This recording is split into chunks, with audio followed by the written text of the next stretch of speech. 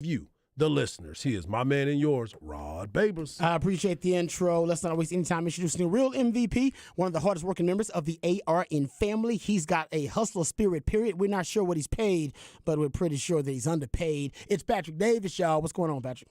Oh, man, another week. Let's hit it. Okay, so we got a lot to get into. We'll get into the Cowboys discussion because it's already been reported. I believe James Slater reported that Tony Pollard will not be offered an extension, a long-term extension with the Cowboys. He's going to play on the franchise tag. That's all they're offering.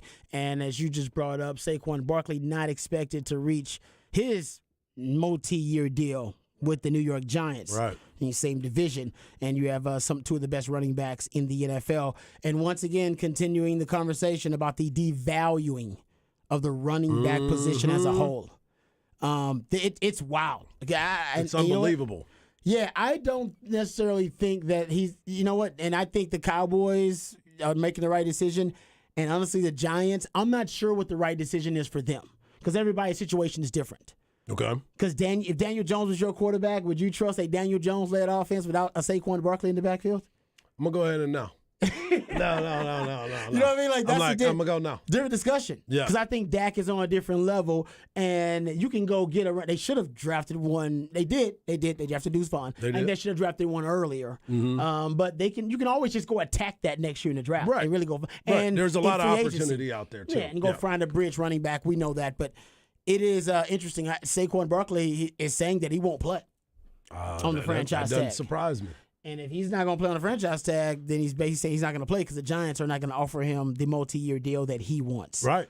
So, and we saw the running back, was it from Cincinnati? Joe Mixon. Joe Mixon. He took a pay cut. He took a pay cut. He wouldn't get cut. No, so he wouldn't. Josh Jacobs also, though, like Saquon, saying he's not signing, not playing. Not signing, not playing. Want my multi-year deal. So that is another, on a franchise tag, Josh Jacobs, he wants long-term, too.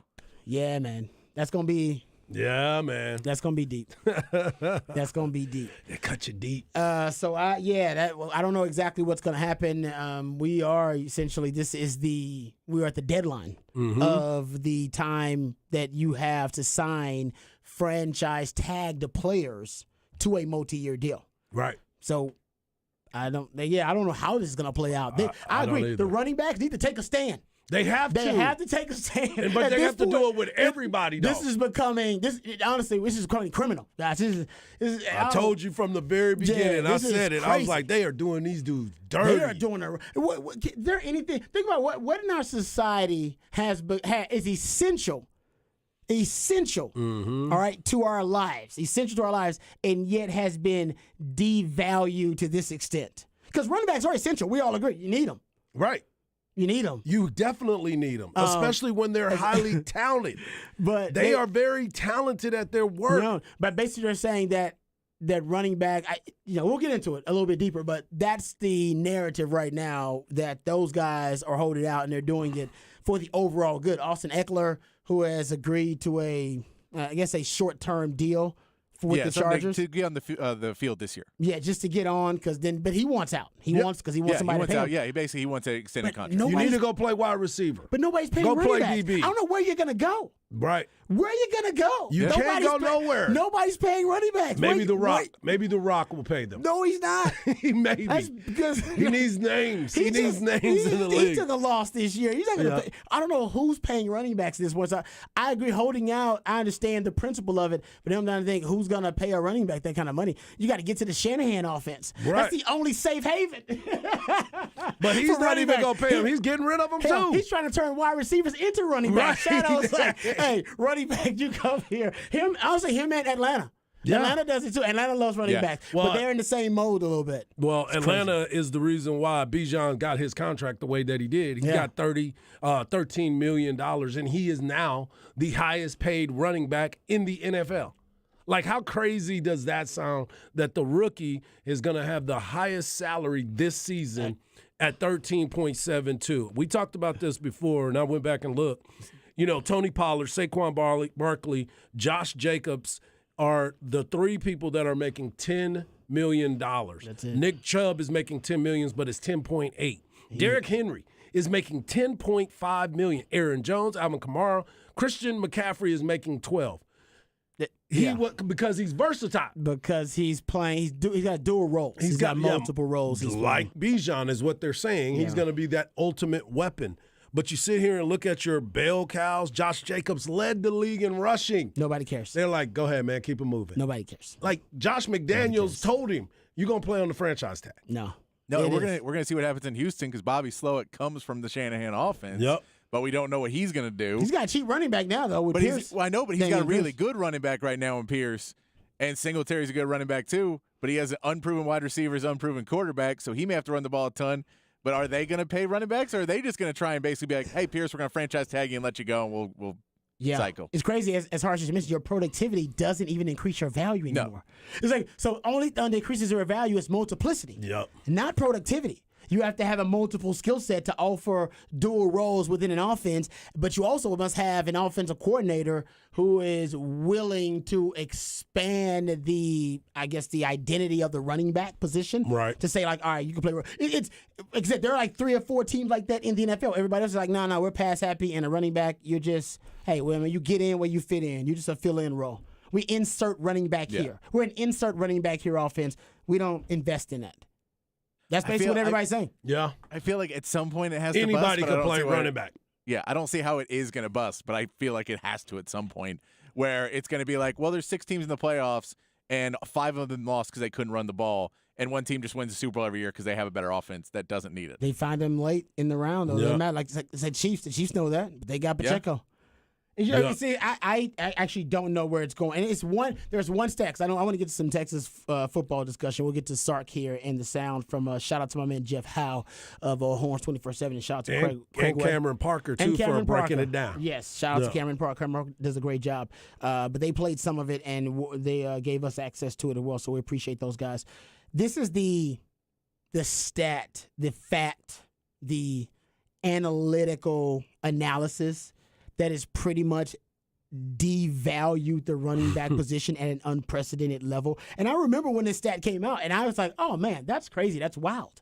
And they continue to study this, and they believe it to now have grown from science to dogma. Like, this is it. This is our religion, pretty much, as it's taken over for NFL GMs. And we don't invest in a running back. And I'll admit there have been some examples recently to back that up as to why you don't necessarily invest in the running back position. But it came from, I got it from ESPN, but it was, like I said, it was years ago. I want to say this thing came out probably maybe 8-9 years ago. Yeah. And they've continued to be consistent. So since 2001, running backs, if you look at running backs who have played at least 4 NFL seasons, since 2000, and this is going back then, with a minimum of an average of 75 carries per season. So that's all you got to have. Overall, their careers peak at 27 years old. That's the peak, the average peak. Afterwards, their rushing totals drop by 15% when they're 28, 25% by the time they're 29, and it drops by almost 40% by the time they get to their 30s. Mm-hmm. I'm sure there are some exceptions to the rule, but there's always exceptions. That is the science the NFL GMs have taken, that this is what we believe. And the running back position is not worth investing in NFL, where the average career is 3 years for everybody, 3.5 years for everybody. And that's, and even you go look at it for a running back position, they have the shortest lifespan in the NFL of any position in the NFL. Right. Also going to why they don't want to invest in it.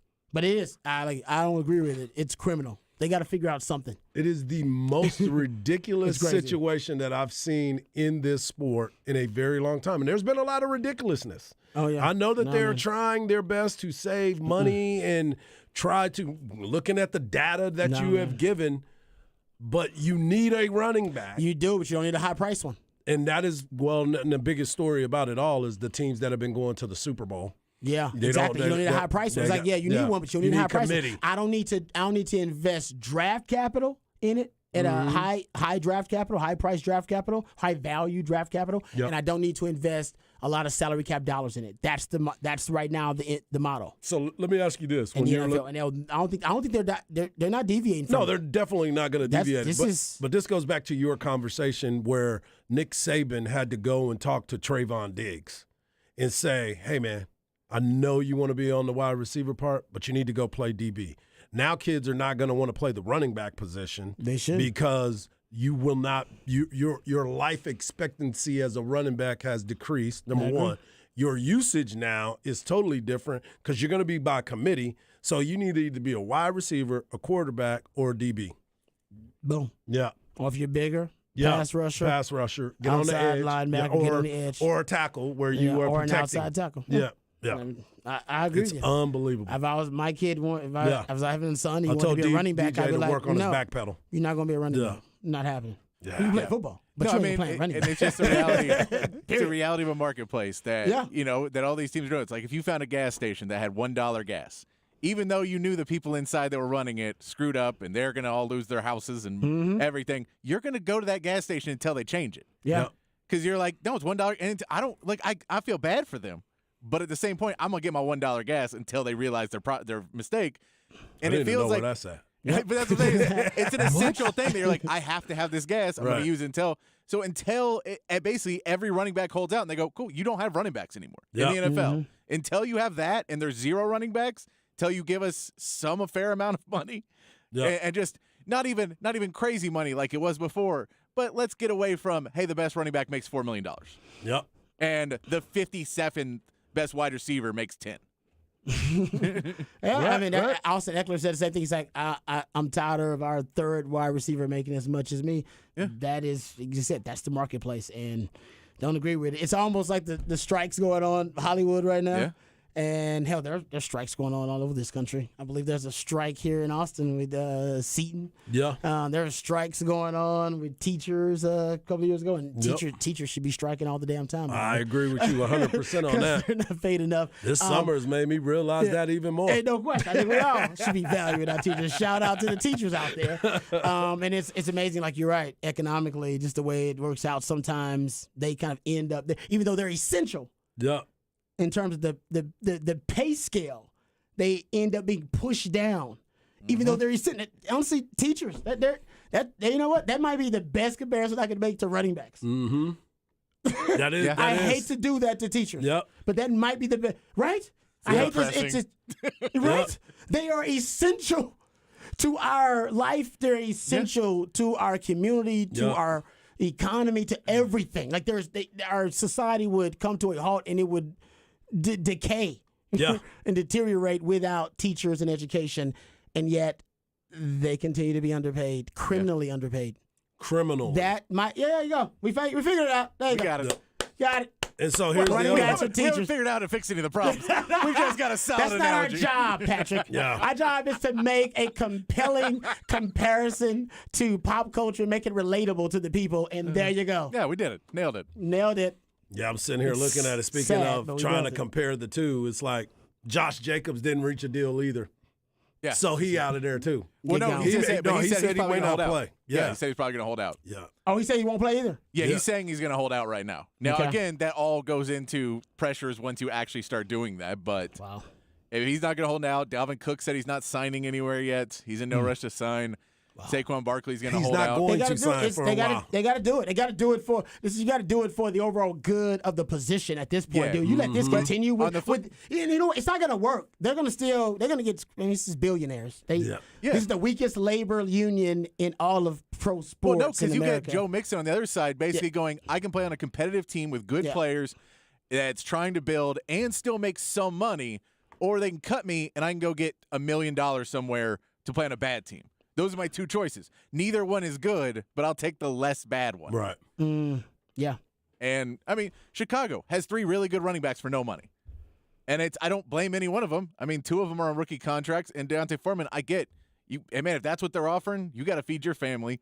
And it's still millions of dollars. Mm-hmm. But Yeah, you can't get mad at the you guys who are can't get taking mad. the He's money. like, dude, his career is probably not going to last 5-6 more years. He's already an older guy, like, and for a running back. Yeah.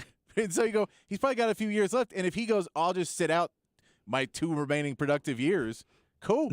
You just missed out on $3 or $4 million more that you could change the life of your family. Which are a very short lifespan at that position. And NFL owners, the billionaires, nobody plays class warfare better than the NFL owners. They divide the players. They divide the guys who are making the big money and the guys like Rod B, just the Jags, which are, by the way, that's most of the NFL. Right. Are just Jags and jabronis like There's Rod only B. a select getting few that are getting all that money. Big money Yeah. and getting the second and the third contracts. Not a lot of guys are getting those. You just kind of get put a cog in the wheel, and you're trying to get your 4 or 5 years in, all right, and get in where you fit in. So they understand that. Oh no, the big time running backs like Saquon Barkley and Josh Jacobs, and Austin Eckler, who are trying to get the big money, dude.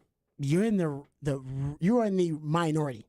Like, I mean, things have changed quite a bit. Very small minority. Most of these guys, they just trying to take the cash. Yeah, I mean, right? I'm Rob B is the take the cash guy. I mean, look at Derrick Henry, where they tried to shop him, and people weren't not even like, oh, we'll give you a 7th for him, for maybe the best every down back in the league. We'll give you like a 7th. No, they weren't even like that. It's like, we're not paying him. You out of your mind? If you take the entire contract, we will give you a 7th round pick to take. Got this text from a friend of mine who's a teacher. Adjusted for inflation, teachers' average weekly pay has increased by only $29 between 1996 and 2021. $29. Yikes. There you go. Yeah. Teachers, that tells you everything you running need to backs know. at the NFL are just teachers. Yep. You know what I mean? Boom, there you go. Yeah. Think about that. That's how you go. That's vital and just a necessity to our way of life, and yet criminally underpaid, and will continue to be. Yeah. Because nobody sees a way out of it. Yeah. It's going to continue to get pushed down on the wage scale. It's the way it goes. And they're the most vital part to the success I'm an education of our kids. I'm an education major. Right. And I used to do TA stuff and thought about getting into it and decided, no, I should pivot. They were closing schools and building football stadiums. Mm-hmm. But we ain't got pretty nothing obvious. for you, man. Yeah, we ain't got nothing for you. Pivot to the sports world. Yeah. You know what I mean? I can help the kids that way. You know what actually needs to happen? Some team with like a really star running back needs to win the Super Bowl. Like, you need star running backs to win the Super Bowl like 3 years in a row. And then they'll be like, well, you got to have a star running back to win the Shano's got to do it. Shano is the key. My boy Shano is the key to breaking up this kind of, I don't know, what you call this cabal against running backs. I don't see right the Titans doing it. Yeah, exactly. It's got to be Shano who's got a high price running back, who values running back position, who wants to win with a running oriented offense and not a quarterback first offense. The quarterback in Shano's offense is kind of, hey man, you're secondary here. It's the Shanahan run game that is the identity of that offense. And that's why he went all in on getting Christian McCaffrey. Yeah. But my question is the whole running back society should be rooting for that to experiment to work. But does part of that pay scale is Carolina paying part of that tab though? That's the question, because a lot of times when a little bit. That's a smart front office, right? That's what I'm saying. So they're not necessarily. I don't know. I got to look at the numbers, but they may not necessarily be that team to break it on there because they're getting help. They're the only hope, I'm saying. Yeah, they're getting help. Because the Giants ain't going to win. Right. No. And, I'm just trying to think of teams that may have a shot, but most of those that have the good running backs, they kind of whittle up. They're like, that's how we could scout with this guy.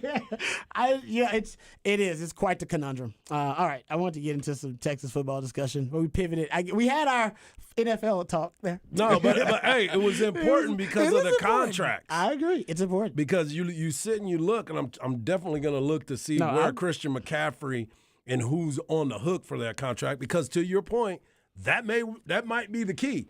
You might have to get your money by getting it by 2 teams. Mm-hmm. For you to get that balance out. You want to put the franchise tag on me, but I want to get some more money. So they say, hey, honestly, the Raiders are going to end up paying part of this salary, and then we'll give you X amount of salary if you get traded somewhere. Honestly, the best thing and I know Saquon doesn't want it, is to franchise tag him twice if you're a team you really like a running back. You don't want to overly invest in it for long term, but you're like, hey, man, we need him right now. We can make a Super Bowl run. He's that kind of guy. Mm-hmm. And just give him the franchise tag again. I mean, you can give it to a player, I believe, 2 times, 3. You can do it, but it gets that's more what Kirk expensive. Cousins was doing. That's what Kirk It gets Cousins more was doing expensive for the a more while. you do it, but Yeah. I mean, renting something is more expensive. Don't they raise your Now, damn wait, rent in Austin? wait, can we every say- damn other year? Oh my goodness! Exactly. They raise And you're a your- loyal They customer. raise. Oh yeah, You're been like, there- I'm never late on my I've been here payments. for 8 years. It's like we're Exactly. raising your rent again. You're like, damn Exactly. it. That's Wait, just the reality. of it. I think we have another one. If Dallas wins the Super Bowl, and it's a big if. Oh my gosh! But if they did, they gotta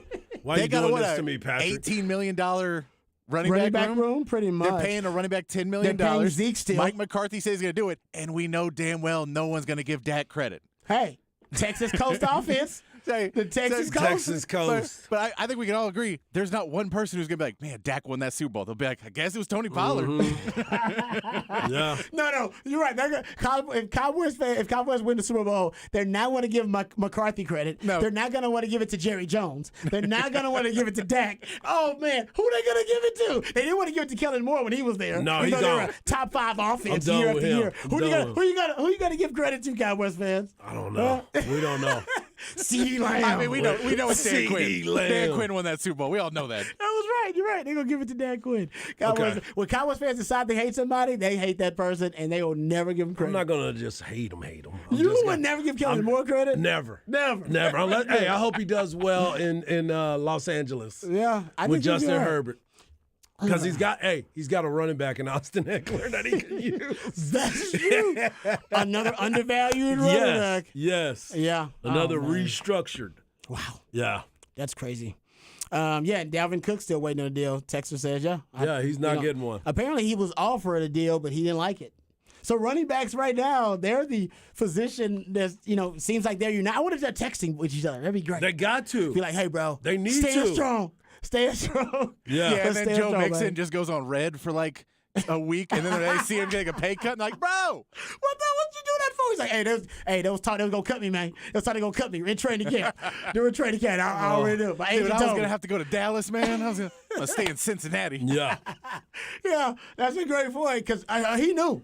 Joe Mixon knew. He's like, oh man, they gonna cut me. Hey, cut me. I'm gonna end up somewhere where I don't want to be. Yep, with making less money. Let me just take the less money now. At least I'm on a Super Bowl contender. Yeah, I can make $4 million or $2 million. Hey man, All right, so here it is. His transaction. happens everywhere. So when he got traded to the Carolina Panthers, and we're talking about Christian McCaffrey, when he got traded from the Carolina Panthers for a 5th round supplemental, all that stuff kind of happened. But they said they converted $10.72 million of 2023 salary into a signing bonus Yeah. and adding 2 voided years, clearing 8.576 of the cap for San Fran. Dang. So San Fran did it the right way. They came in, they were like, all right, if we're going to pay him, we're going to convert this to a signing bonus to clear that space so we can make it look a little bit different on our books What's so we that? can Yeah. move some money around. It's that cash over cap thing that Yeah. Patrick's always talking about. If you got the liquid to do it, Yep, go ahead just and pay do him. it. Just pay Yeah. him whatever the majority of the For contract. that moment. Yeah, and Yeah. then on your books, Yep. it'll look a lot better. Yep. Yeah, because you still got to pay out of pocket. You got to pay pretty that much. salary of $12 But- million, I think any but running- you're giving him any 10. running back will take that. Right now, if you're like, Yeah, you want to write right. me a check? That's basically upfront money. Yeah, I'll take upfront money. Because I was coming in with no upfront money. As a running back, you get upfront money. Oh, that's Yeah. a dream. You That's, need that. that's Bijan.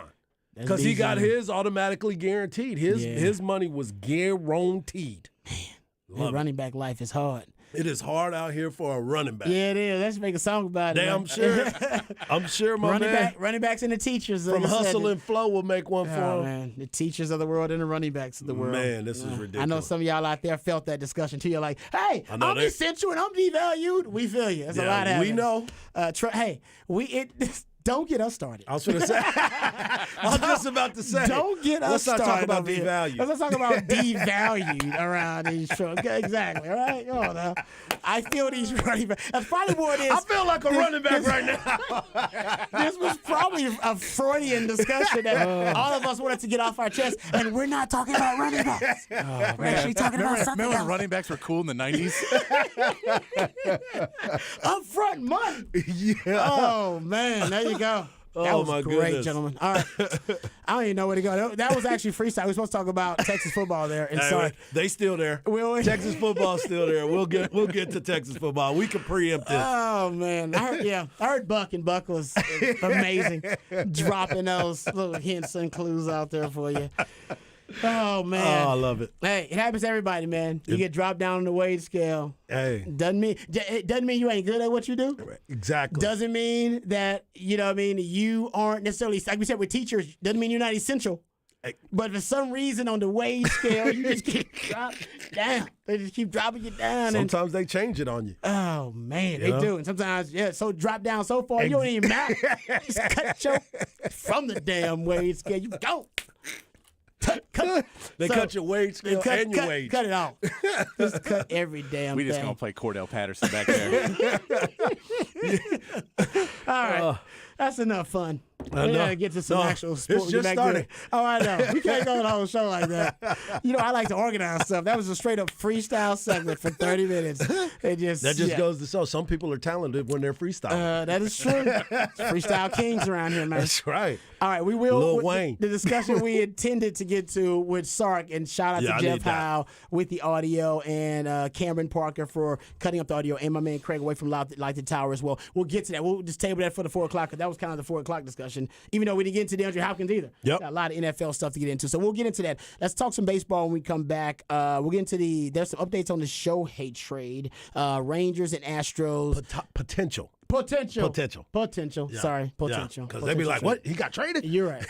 I apologize. This right. Potential trade. We'll get into that. Potential. And then we'll talk some Rangers and some Astros. All that and more right here when we come back right here on Ball Don't Lie, 104.9 The Horn.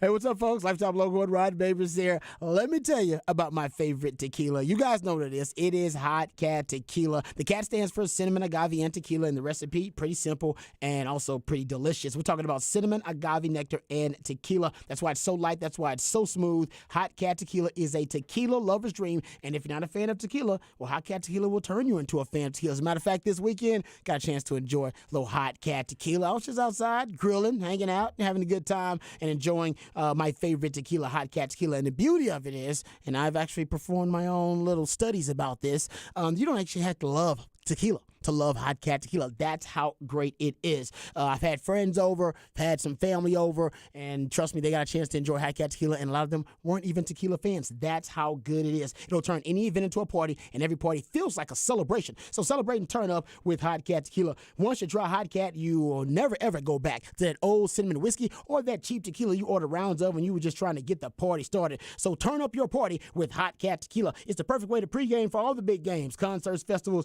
or any night on the town with family and friends. Best served cold for a quick round of shots or to sip on the rocks. So visit cattequila.com. That's cattequila.com to find a store near you that sells Hot Cat Tequila, or to find a bar near you that serves Hot Cat Tequila. Toast and turn up with Hot Cat Tequila.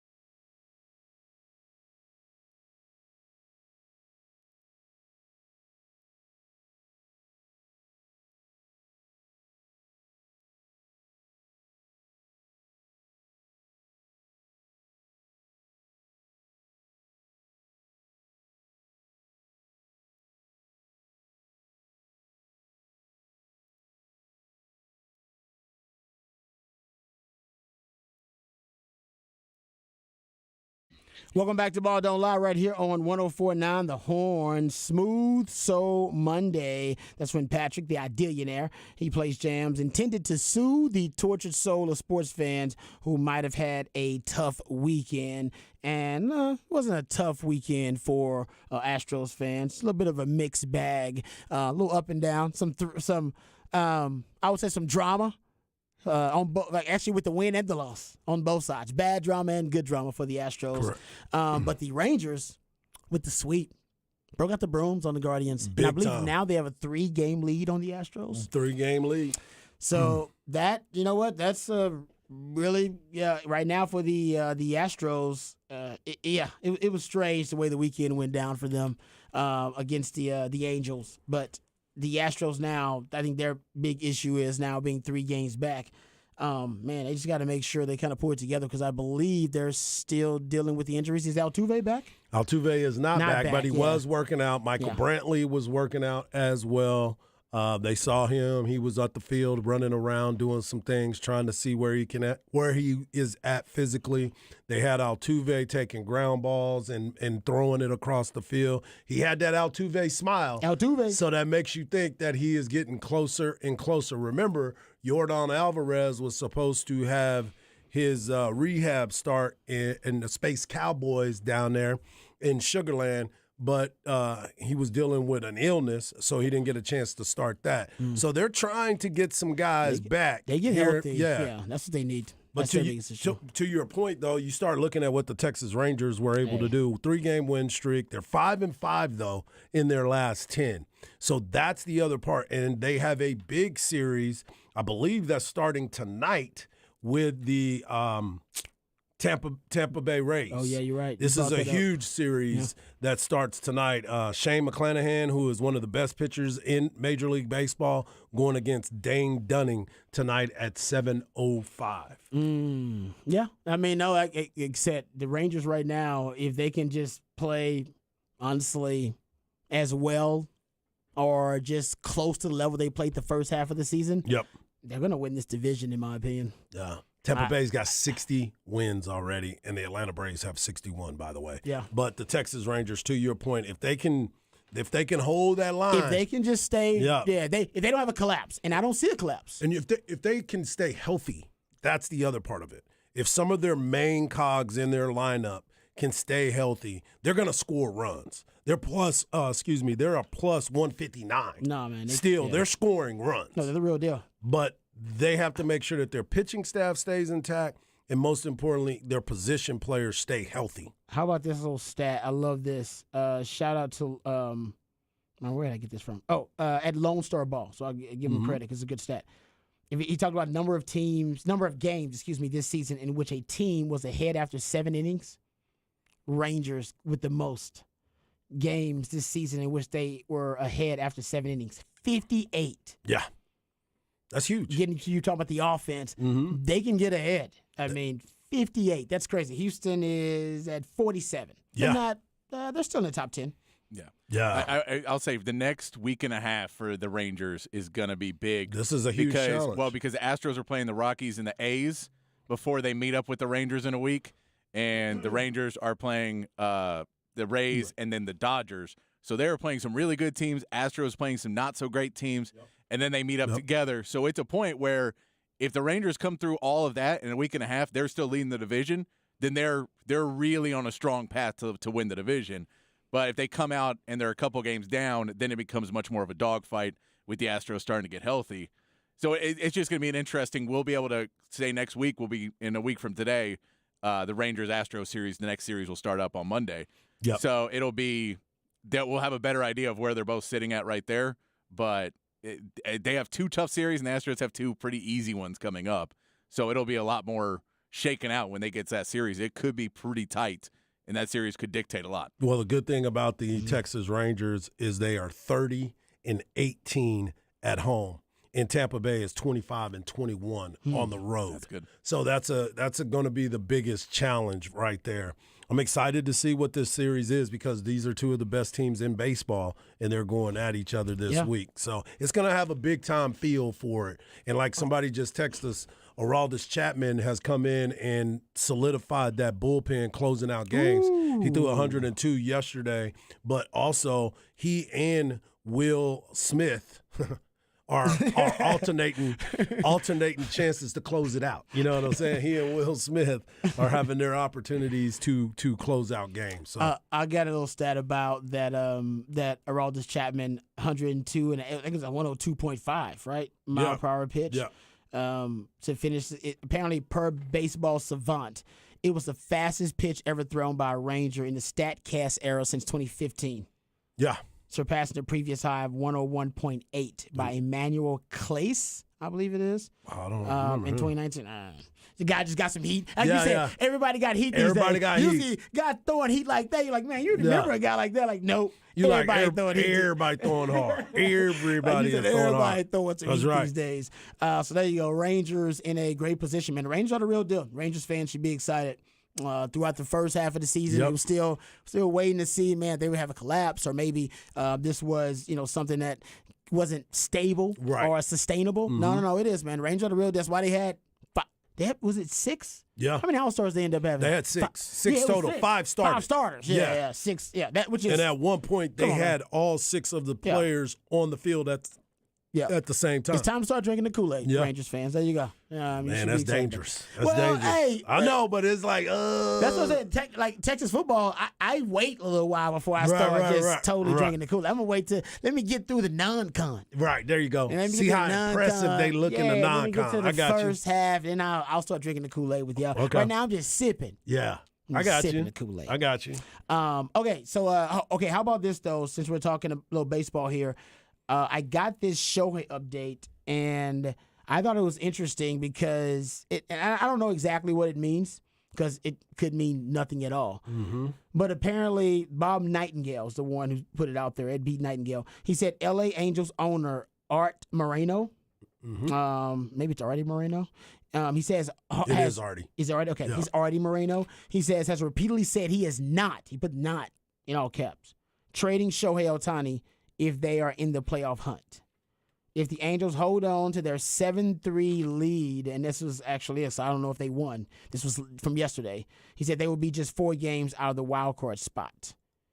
So I don't know where they are now in Right. terms of the wild card spot. But Right. basically, he's saying if they're anywhere close, If they have were- a they had a outside shot, chance at it, yeah. he's not trading them. I think that's ill-advised. That's unwise. I mean, you got to try to get value because he's leaving anyway. Yeah. And you're not – if Mike Trout's not healthy, and we don't know his timeline health-wise, if Mike Trout's not – you got no shot Yeah, you're not to in make that a World Series run. conversation. And if yeah. you're not, and we're not talking about just getting to the playoffs. You're talking about making a World Series run because you got Yeah. the 2 best players in baseball, and Shohei is playing at historically great, all-time great levels. And if you could have him and Mike Trout, and you're in the postseason, you got a shot. Anything could happen at that point. Yeah, very But true. Is Mike Trout going to be healthy for that? No, he's coming back in 8 weeks. Remember, he had the Yeah, hook of you the know. hamate. So You've already yeah. moved. It depends on how well you play during this stretch.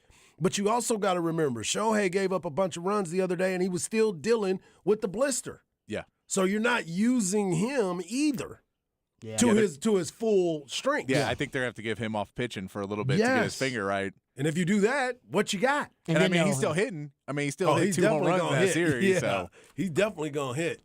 And by then maybe they'll fall out of that wild card spot, and then the Yeah. Shohei Ohtani trade rumors or reports will heat up again. There is a report though that and this comes from John Morosi of MLB Network, who at the club has not eliminated the possibility of a deal prior to August 1st, potentially. Right. And There's still some. yeah, so there are Yeah. reports that they're actually behind the scenes listening to trade. They have to be listening to Yeah. trade offers. Yeah. Just You still- have to. Why wouldn't you entertain it? Well, you have I to. think you would be crazy because what do we hear every day? Everybody's got a price. Everything has got a price. So now you have to start looking at it and saying, I understand what the gates look like. I understand that.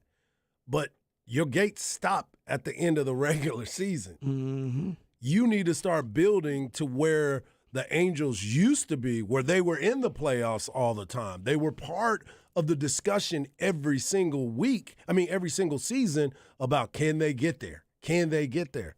It's been a while since they got there. Well, They're like the Dallas Cowboys. They have a massive contract out to Rendon. They have a massive contract with Mike Trout. They have a lot of massive contracts. So you're like, are you really just going to squander in the middle with these massive contracts? Or do you want to get a bunch of pieces and try and build around your other guys instead of placing it all on the fact that Shohei Ohtani is basically has to drag you kicking and screaming into the playoffs, and then you hope everybody's healthy and go play? It's like, go get some young guys, and then once again, you can take some of that money and go spend it. Yeah, I get the theory of you don't want to trade away the best player in baseball. It hurts. I get At the same point, if you said, "Oh, we can win a World Series in the next 5 seasons because we trade away the best player in baseball," then yeah. Yep. Because if the best player in baseball and I'm not winning World Series, who cares? And you're on the West Coast. Yeah. People already aren't seeing you. Yeah. They're not seeing them. They're waiting for SportsCenter to watch Shohei. Yeah. No, I understand why the Angels, there may be some within the organization that are like, no, man, they're going to do this reluctantly. Yeah. But the truth is, you got no choice. You had him and Mike Trout. Yes. For a number of years, and you couldn't even make it to the postseason. And you couldn't close the deal. In all reality, too, I'd want to trade them anywhere but the Dodgers. And I know the Dodgers could offer probably a really good package. But if I could send him anywhere and hope that he stays there and doesn't play in the same city as us, right, beating us and drawing away the same fans that we used to be our fans that are going to go be Dodgers fans, and that, like, I'd go send him to San Francisco or send him to New York or send him somewhere else where maybe he'll stay there and we don't necessarily have to compete with him directly in our same city. And he's going to be a free agent at the end of the season. So you may get nothing. Oh, you're getting nothing if you keep him. Yeah, you got You're getting it's like you get August a compensatory pick that's August not 1st is the date, guys. Yeah. August 1st. They got to make a move. I just like I said, we know teams are going to be interested. I just wonder what the package is going to be. What are they willing to entertain for the best player on the planet? And I agree with what Patrick was saying. It has to be a team that is going to be in the midst. If you're going to give up prospects, you have to be a team that you think can sign him. And because you don't want to give up prospects and then not get him. So you got to be both. You're saying you got to be both. You got to be a World Series contender. Yes. And if I'm going to put you over the top, and have the ability to sign him to a long-term, the richest contract in the history of baseball. Yeah. They said the number right now is looking like $600 million. Yeah, it's going to be the richest contract in the history of baseball. Can you do that? And not to mention, with the injury to the finger, that's kind of lingered for a little bit. There is a little bit of worry if you trade for him as a rental, and then you're like, oh, yeah, but he's only going to be able to pitch like 2 more games for you. Yeah. And hopefully he'll be healthy in the playoffs and he can do it. But, like, hey, you're going to have to sit him out some, and, hey, the rental you're getting is kind of banged up. But that bat is powerful. Ooh. And it is. So even as a hitter, he's still worth trading for. Yeah, exactly. To put you over the top. Yeah. That's why it's the beauty of a Shohei. Like, you're right. He may not be able to give you as much, productivity as a pitcher, but even as a hitter, he's still worth making that trade if you are a World Series contender. And if you're looking at some World Series contenders, as it may be right now, if he stays in the American League, you look at Tampa. He would be a great addition to what Tampa's doing. Aren't they pretty frugal, though? Well, they would change the way they look because rumor has it they may be getting a stadium built or something like that. That matters. So you're getting a guy like that. Bread, yeah. Then you look at what Texas. We talked about Texas. We talked about that. That'd be nice. But the Atlanta Braves. Put them in that Braves lineup. That's your favorite. Put them in that Braves lineup, man. Woo! That'll be a problem out there. That'll be a problem. Chipper gonna be off the chain. Oh, my goodness. But that Braves one is solely if the bidding is like not that high. Right. Because he is 100% a rental in Atlanta. Like, they are not re-signing him. Man, they would be. Because Atlanta don't play free agency. They don't. Well, they don't like to, but this is, again, everything is unique to itself. Because of how talented he is. Unique. Yeah. You can break the rules. I agree. They could break it. That seems extremely out of line for what Atlanta has done for 20 years, 30 years. Yeah, but you heard Chipper say it himself. He was like, look, there's a few people that you can really go out there. Yeah. What they've done well is wrapped up their younger players early. Yeah, they got a lot of talent. They did it early. Yeah, that's what I think the deal is, though. Right. They're like, look, we're winning. We're doing all this. The best record in baseball right now. We're the best record. We're the best thing in baseball. And leading in home runs, too. And I get Shohei could put us over the top, but also it's $600 million to add a cherry to the top of this sundae. The sundae's already there, man. I don't need the cherry. For $600 million? Some Yeah. people are, I'm okay some people with are that. really excited about cherries. Some though. people, yeah, they want that. You know Yeah, what I'm they want saying? that cherries, man. I think it makes it. I'm just. Yeah. I don't know how much they would give up just on their track record. And like everybody breaks track records. I Yeah. just don't see it happening. But I think that because I think in reality the Yankees will basically give up their entire franchise because they're not that well run. Yeah. And they will give up everything other than Aaron Judge and some of their like a few guys. They give up Garrett Cole for him probably. They give up whoever they could Yeah. to go get him because they feel that like market. they have to do something. In that market, yeah. And they're not winning right now. He's like, if I'm So not winning, I think yeah. I don't think you're able to compete with the offer that they're going to put on the table for paying him, for trading for him. I think the Yankees are the front runner. And the only thing is if Ohtani's like, I don't particularly want to go there, and he tells him ahead of time, I'm probably not going to re-sign there, then maybe that changes it. But that my team is that I think will throw everything at it because that is the Yankees model. Go get the best player in the league and try and get him. Yeah. No, so I can't wait till the bidding starts. It's gonna be fantastic. Yeah, all right. So we'll keep you abreast of any other details on the potential and inevitable Yep. Shohei Ohtani trade. All right, we come back. We got the flex on the other side right here on Ball Don't Lie. 104 on the Horn.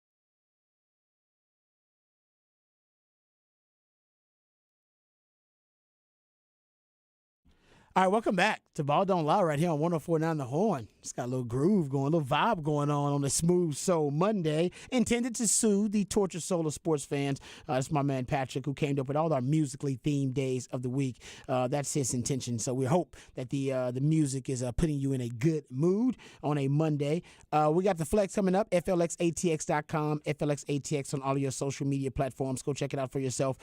Speaking of the Flex, do want to remind folks, and actually we're going to have a special guest on to talk more about it. So I don't need to get too deep into it. But, I mean, we got there's an update up there for you on the Flex website about Anthony Williams' camp. He's having a skills showcase camp for linemen and skill positions only. It's going to have a showcase camp that's going to be coming up in Round Rock. It's going to be Thursday, July 20th. You can go find out more details at FLXATX.com, or you can just listen to Hard Knock Live coming up. That's right, because Anthony Williams will be joining us at 4:30 to talk about his camp and some other things that are going on in the ATX, especially with high school football. But transitioning to baseball, someone who I've had the opportunity to go watch pitch, seen this kid early in his career, but now he's got drafted in the 3rd round. He was the 71st overall pick. He was a University of Texas signee.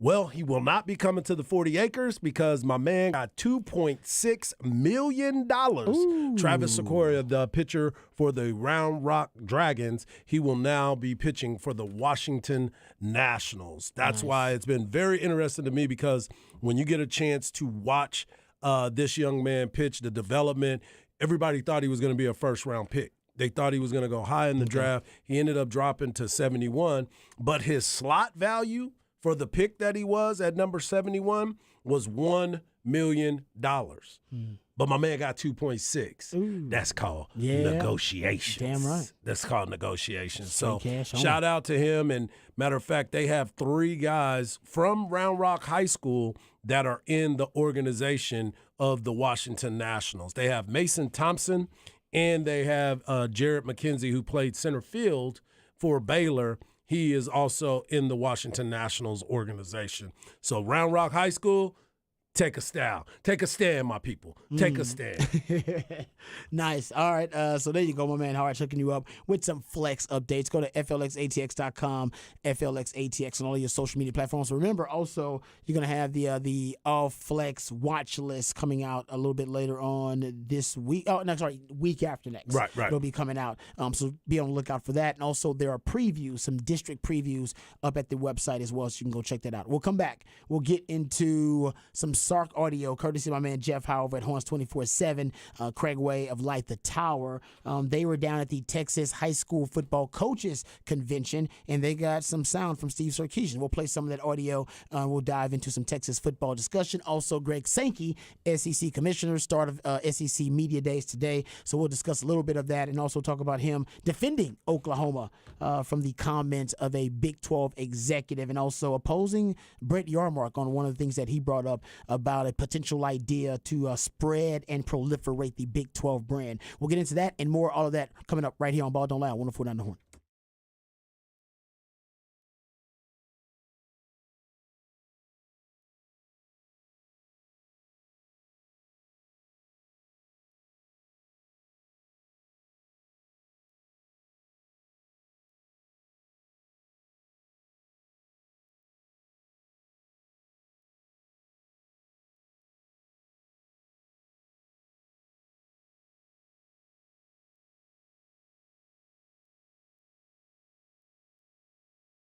Hey, what's up, folks? Lifetime Longhorn Rod Babers here.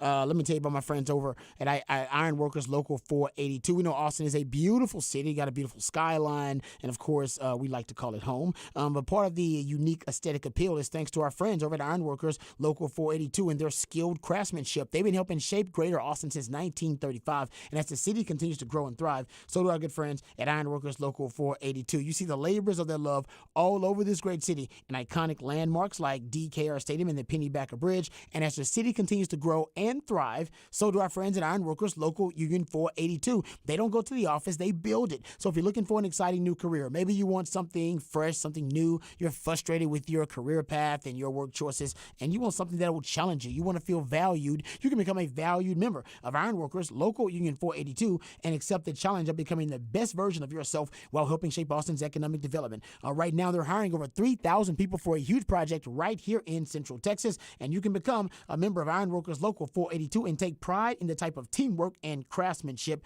that helps shape the future of this great city. So maximize your potential and be your best self today. Simply apply at ironworkers482.org. That's ironworkers482.org.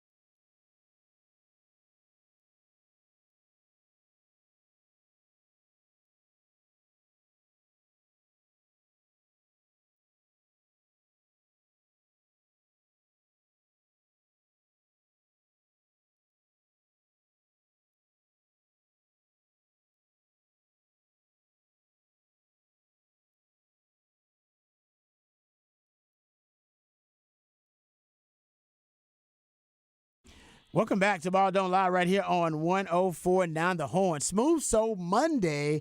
Patrick playing the jams intended to soothe the tortured soul of sports fans who might have had a tough weekend. Man, that's a nice jam. Who is this? This is the Cornelius Brothers and Sister Rose. Wow. This is a nice jam.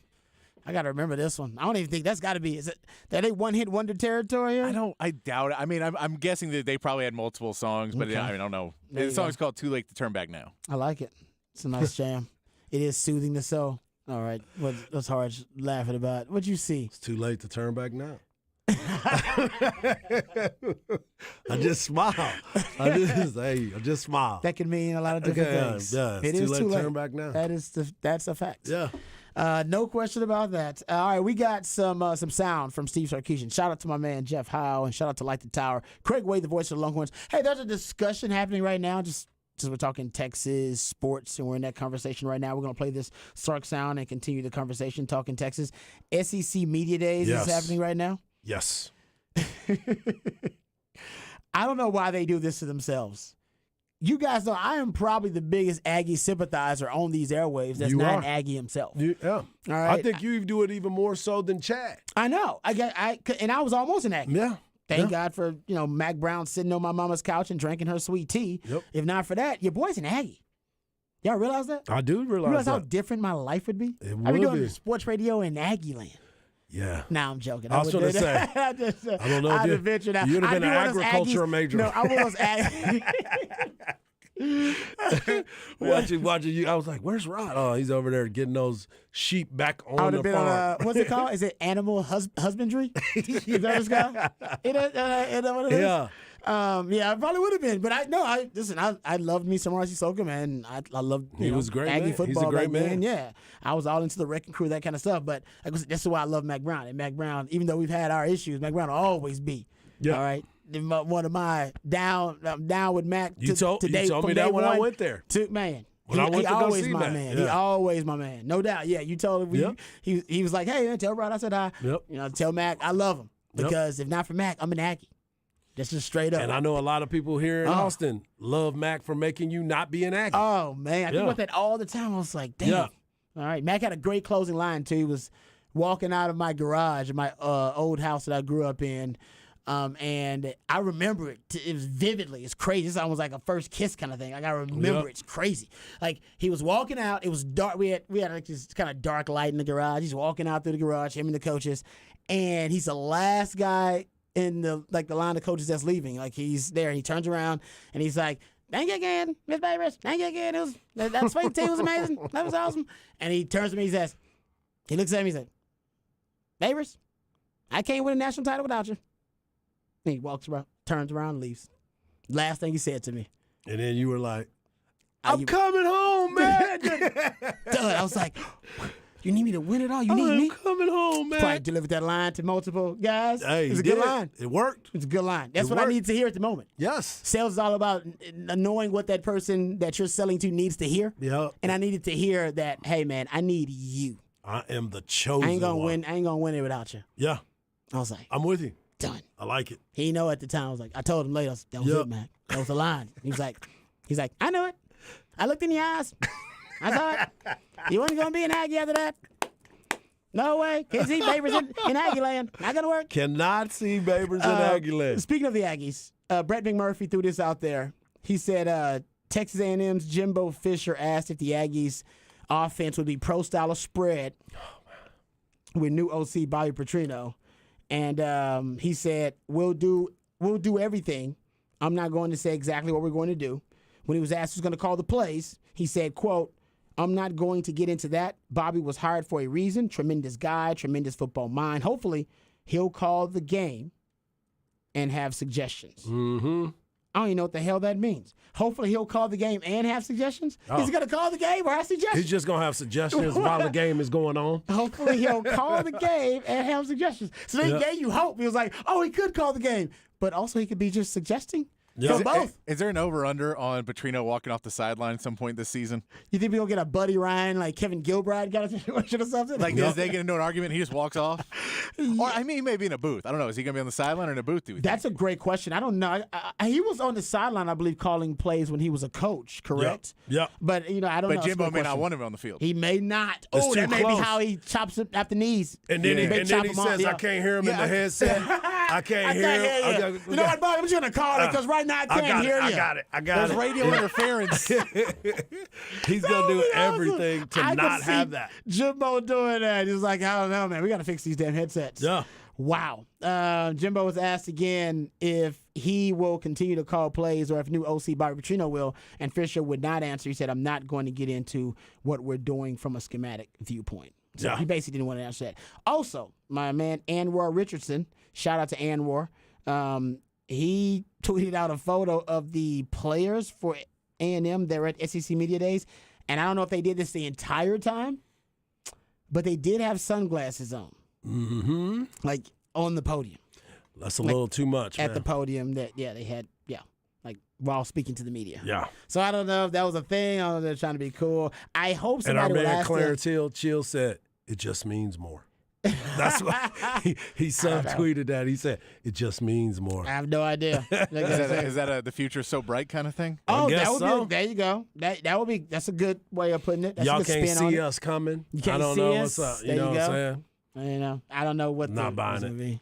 it. Not buying it. Yeah. I hope their media relations person would probably suggest against it. But hey, man, Aggie's got some swags. Aggie swag. They trying to do a little something. Y'all better something. get used to it. Okay. Hopefully, Longhorns got some swag. They're going to need some swag this year because they are picked to win the Big 12 and a lot of high expectations for Texas football.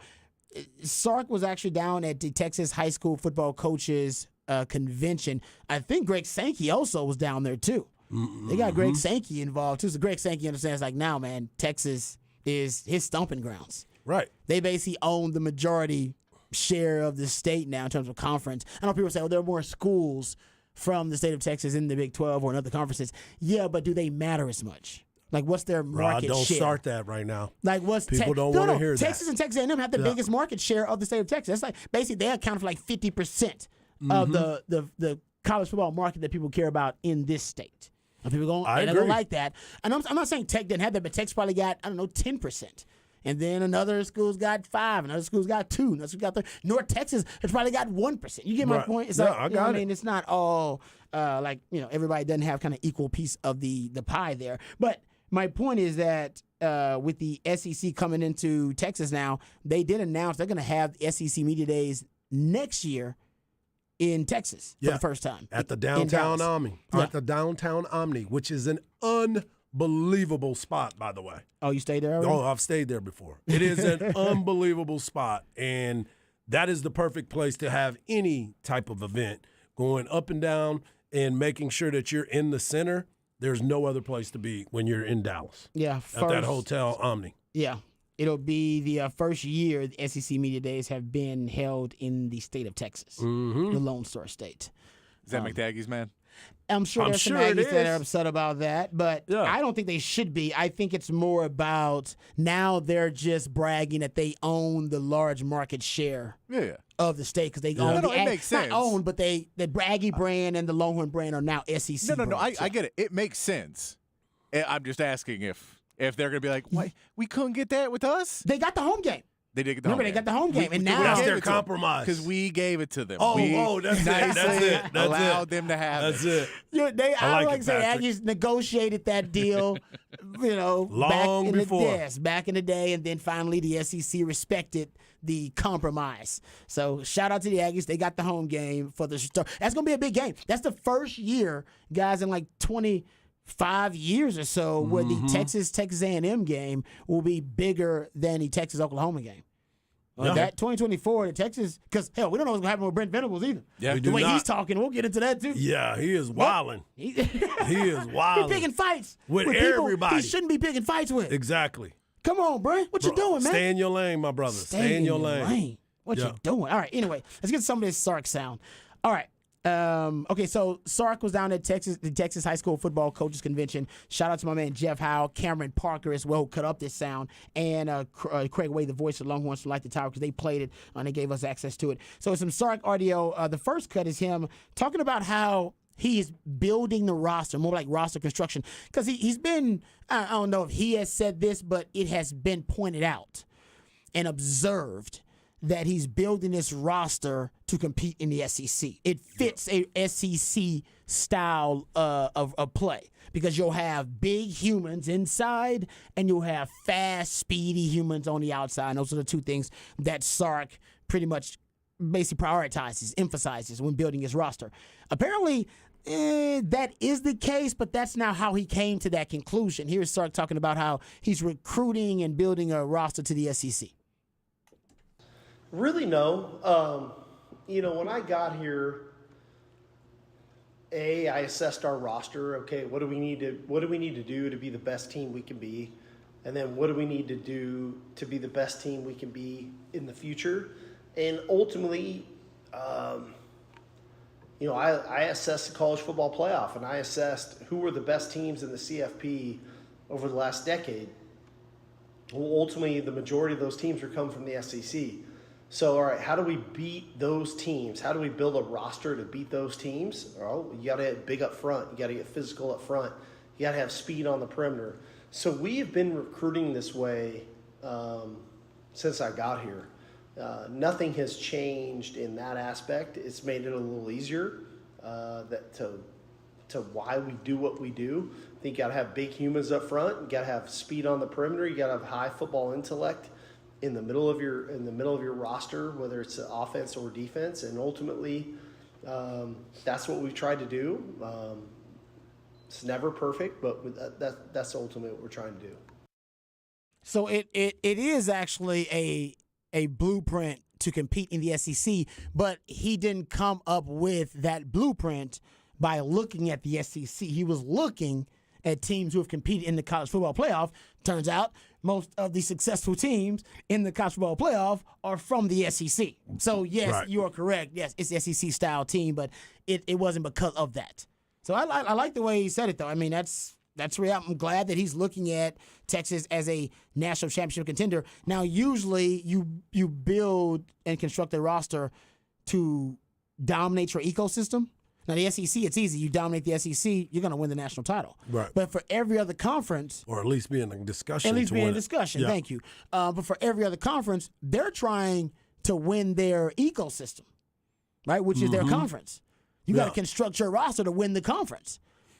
And so Texas actually is in a luxury position where, they can look at the more macro way to construct the roster because they have the luxury to do that. But other teams like K-State and Oklahoma State, they're building to win the Big 12. Right. That's just how you have to do it because otherwise you're going to end up getting fired if you can't compete in your own damn conference. Correct. So it is interesting. Like that would be the only, I guess, devil's advocate approach to take against what he's doing, but he's making the right decision to build Texas roster this way. Oh man, he's done a great job doing it. He's always talked about the big humans. He talked about his speed. He's going out and getting 5-star athletes. I mean, you're building to win any conference when you're going to get those types of players. Yeah. So this is a good look, and I'm glad of the way that he's doing it. I mean, I have no complaints what we've seen so far. The biggest question that we've had is the development. That seems to be getting better. And now it's just go win games. Go win. Let's go win the That'll games. be it. Yeah. No, I agree with you. And you'll silence a lot of people. What'd you say last week? If you're depending on which side you're on. It seems to be pretty black and white. Yes. Nobody's in the middle on Sark. Either people or love Sark or they're like, no, man, Sark is, dude, he is what he is. No doubt. He's not going to win double-digit games. He's not going to win a title. Yep. He's only going to get you so far. No doubt. And Longland fans believe Sark has a chance to be the guy. I firmly believe that if he doesn't get it done this year, a lot of the people... There will be a lot of question marks. A lot of people will switch sides. Yeah. Yep. If he doesn't get it done this year and he underachieves and doesn't win double-digit games and doesn't compete for a Big 12 title, a lot of the people that are like us, who are on Sark's side, who are Sark believers, will probably become people who straddle the fence. Yep. Or we'll decide to go to the other side and we'll become Sark haters. And I don't want to do that, but this is a big year. Well, speaking of that, before you get into your next cut, I just want to put this out. An hour ago, the East-West Shrine Bowl announced their watch list, and the players on the University of Texas that are on there are Jahdae Barron, Ryan Watts, Trill Carter, Alfred Collins, Tavondre Sweat, Jalen Ford, Christian Jones, Keelan Robinson, Jalen Catalon, Isaiah Nayor, and Jordan Whittington. When is the last time that we've ever had a conversation at this level before the season starts that you have this much talent that is possibly going to get an opportunity to play in any Senior Bowl or Shrine game, but the fact that their names are being mentioned right away is a totally different contrast to where we were a few years ago. Yeah, no, I totally agree. Yeah. So it goes back to your point, though. You got to show up, you got to put them together, and they got to go out there and play. Gotta win. Yep, Gotta win. This is a big year for Sark, big year for the program. Sark has talked about football IQ. He remarked a lot before last season that it was something that the team needed to improve on. It had to get better in terms of their overall football acumen. Here is Sark being asked about the overall improvement on football IQ on the team and how important it is. Yeah, I thought it was. I thought what we did was really effective. Bringing in kind of an outside voice sometimes to talk about football IQ and football intellect, I think is helpful. I think ultimately it's hard to quantify in game what that looks like. But for me, the fact that our players are talking about football, that tells me we're making an impact. They're not talking about a video game, or they're not talking about something. They're talking about football. They're talking about 3rd and 4. They're talking about 4th down scenarios. They're talking about red zone. And were we perfect? No, obviously.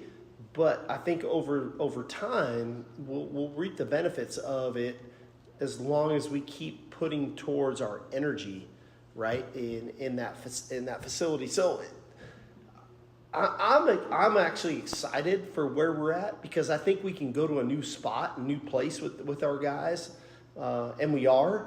And I think our players are excited about it too. Like, man, we are getting coached at the highest level to learn the game of football with new rules and what it might look like in college and what it might look like in the NFL. Like, I think they're embracing that, and that's what we want, So we enjoy that aspect of it.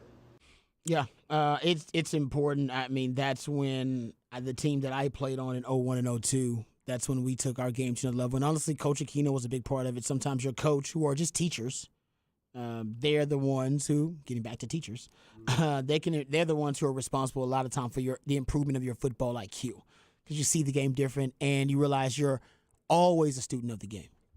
Like, you never stop being a student of the game. You don't ever master the game. You can't. And that approach, you become kind of always someone who's willing to learn and looking to learn. And that's really the football IQ moment for most players, is realizing like, oh man, I have so much to learn. I can't stop learning. Every day I must learn something new about the game and get better, because there's so many different things I don't, whether it be on your side of the ball or somebody else's side of the ball. And I do think those guys are starting to get that. And you become, like I said, a football investigator. Right. You can solve it. You can solve those puzzles. You can solve all those things that you're going to be confronted with throughout a game on your own, because you have the football IQ to do it. Well, and I think a lot of that football IQ happens when you got the same voices giving you the information. There's no changes. You become a little bit more accustomed. That's why they said now we don't have to think. We just go out there and play. The play is called. Now we understand it. So for them, I think his biggest attribute right now, Coach Sark's biggest attribute, is keeping his staff in place. There's a lot of guys that we've seen come through here in a lot of different situations, whether it's the offensive coordinator, defensive coordinator, linebacker coach, special team. There's so many people that have come and gone throughout this program that they've now created this opportunity for themselves to have camaraderie in that room, and that is huge for the personnel, the players, but most importantly for those new players that are coming in, because Rob B is teaching Mike what he knows already, but Rob B and Mike aren't having to learn at the same time a new call, a new signals and all the new terminology. Language, This is easy for those guys, and maybe that's why these players are talking so confidently themselves, and maybe that's why Sark feels the way that he feels, because now he doesn't have to look over there and say, guys, we are bad. Remember when he's on the sideline at Arkansas? He was like, man, we are bad. But now he's sitting there saying, okay, this is my team. They understand what is asked of them. They know their responsibilities. And now we make the call and they go play. That's a great point, Harge. I never thought about that, but to you link to continuity on the staff, which Texas hasn't had in a while, right? To the fact that now, instead of just having the teachers who are there, which are the coaches, they're teachers. Getting back to teachers, there's our theme today. All right, yeah, it seems to be. But now all of those students, like you said, instead of having to learn the new system, the new technology, and have rapport with the coach and chemistry with him and all that kind of stuff, now we have some consistency, some continuity. and now all those once students are now tutors. Yes. They're tutors to the young guys. Yeah, that's easy for them. Yeah, so they're tutoring. They're like, hey, I'm giving you cliff notes. Yeah, I've been yeah. here. Yeah, don't listen to Coach. Don't on that. listen to Coach. This is what he's meaning. Coach talks a little bit too much about that. It's a simple way of looking at it. Right. Do that. Yeah, you know what I mean? Kind you of got- like what you said about DeMarvion Overshawn and Jalen Ford, how they already knew They already knew. they were going to help Replace each other. one another. They knew Fill and exactly what was replace. going. Yeah. If this happens, I'm going here. You get here. Yep. Boom. Done. No, I know the call was this, but That's we true. got to go win a game. That's a great point, astute observation in terms of increasing the football IQ. All right, I know we got a special guest coming up, so I don't want to take too much time here. I don't play one last cut, and then we'll get to the break. This is Sark actually disagreeing with a stance from Greg Sankey, I believe. Greg Sankey wants to change the early signing period, and I believe he either wants to get rid of it or how they want to do it. But he actually, Sark here, disagrees with Greg Sankey on that matter. I don't want to from the SEC before I'm in the conference. Okay, John, quote me. I don't know if that's the best avenue. The reason being is the student athlete and the high schools are way too equipped to graduate high school early and to be at college in January. So when you start to think about the majority of your class enrolling in January but not ever having a signing period, that's concerning to me. That was the reason we went to the early signing period. So do I think there's probably a happy medium in there? Yes. But the fact of not to have one at all, that's a little concerning, because I just hate to feel for a kid and his family going through the month of December, no signing period. I'm supposed to go to school A, but I don't sign, and when and how do I get to celebrate that? That's a little concerning. So no disrespect to Mr. Sankey, that's just how we feel here, and we'll navigate our way through it, I'm sure. That's good stuff. No man. disrespect to No Sankey. disrespect. He's saying that basically, we like that early signing period. And I think Sankey's stance is that when they expand the playoff, that's going to be a lot on the plate of coaches who are also in the playoff, who also have to deal with all that kind of stuff. So it's a lot. It is a lot. Yeah. But I also look at the fact, and I understand where Sark is. He likes getting out in front of this thing. He does. He wants everybody, because what are we doing right now? It ain't even signing. He wants those people signed so they don't wait until later. I need to get you signed early. I want y'all in that, because by the time you sign, and if you try to push it back, I got other people that are coming to claw at you. Yes, it's competitive. They're going to continue to claw at you up until that day. But if you can get them early, they can get on campus early. They can be a part of the program. They're going to do all those other things. So I understand where Sark is, and I understand where Sankey is too, because I think a lot of it is these guys are working 24/7. You make a lot of money. Keep working. They make a lot, and I think Sankey's looking out. He understands there's going to be a lot of teams in the SEC in that expanded playoff, and he wants to try to make things as comfortable, easy for those guys as possible, and also make sure that they can focus on recruiting. Like you said, they got a lot of different things, a lot of different buns in a different oven. Exactly. Yeah, no doubt. All right, what you got coming up on the Harsh Knock Life? We got our man Anthony Williams coming up to talk to us about a camp that he's got going on, and he's got a lot of these players from this area that he's seen grow up, and we can get a chance to talk about some of those guys that he's seen make those moves as well. Oh yeah, no, that'll be fun, man. He's got his eyes on a lot of great prospects in the flex area.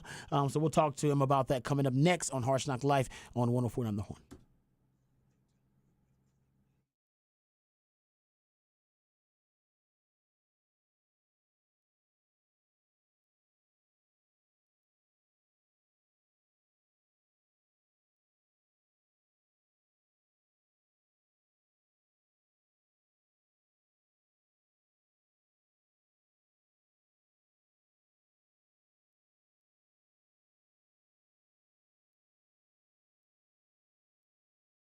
I don't even know if I want to know about them with their pants off. It's your boy Hardball Harge, and I want to talk to you about my friends over at the League Kitchen and Tavern. Do yourself a favor. Go over to leaguekitchen.com and find out a little bit more. They have 4 Austin area locations: Lakeway, Avery Ranch, Bee Cave, and Belterra. And if you go to their menu, they always have specials of the month. They're so good. But the one thing that I always want you to understand is that every Monday night is burger night. Burger Mondays. There's a ground patty that is made in-house, and you get two burgers for the price of one. Dine in only, people, so don't go in there and think you're going to get one to go. It is 2 burgers for the price of one. And if you've never tried their meatloaf bites, you are definitely missing out. And don't even forget about the truffle deviled eggs. Those are outstanding as well. The League Kitchen and Tavern, whether you're going to dine in, pick up lunch or dinner, is just around the corner. And every month they have a special cocktail and a special burger. The teriyaki burger is the one that's going on right now, but you can also enjoy a teriyaki glazed pork chop. That sounds something good. If you don't have plans tonight, make sure you go over to the League Kitchen and Tavern and enjoy your night. They have drink specials. They have everything that you're looking for. As I said, it's dine in or pick up, lunch or dinner. You can make sure that you enjoy all the League specials. Go to leaguekitchen.com. That is leaguekitchen.com.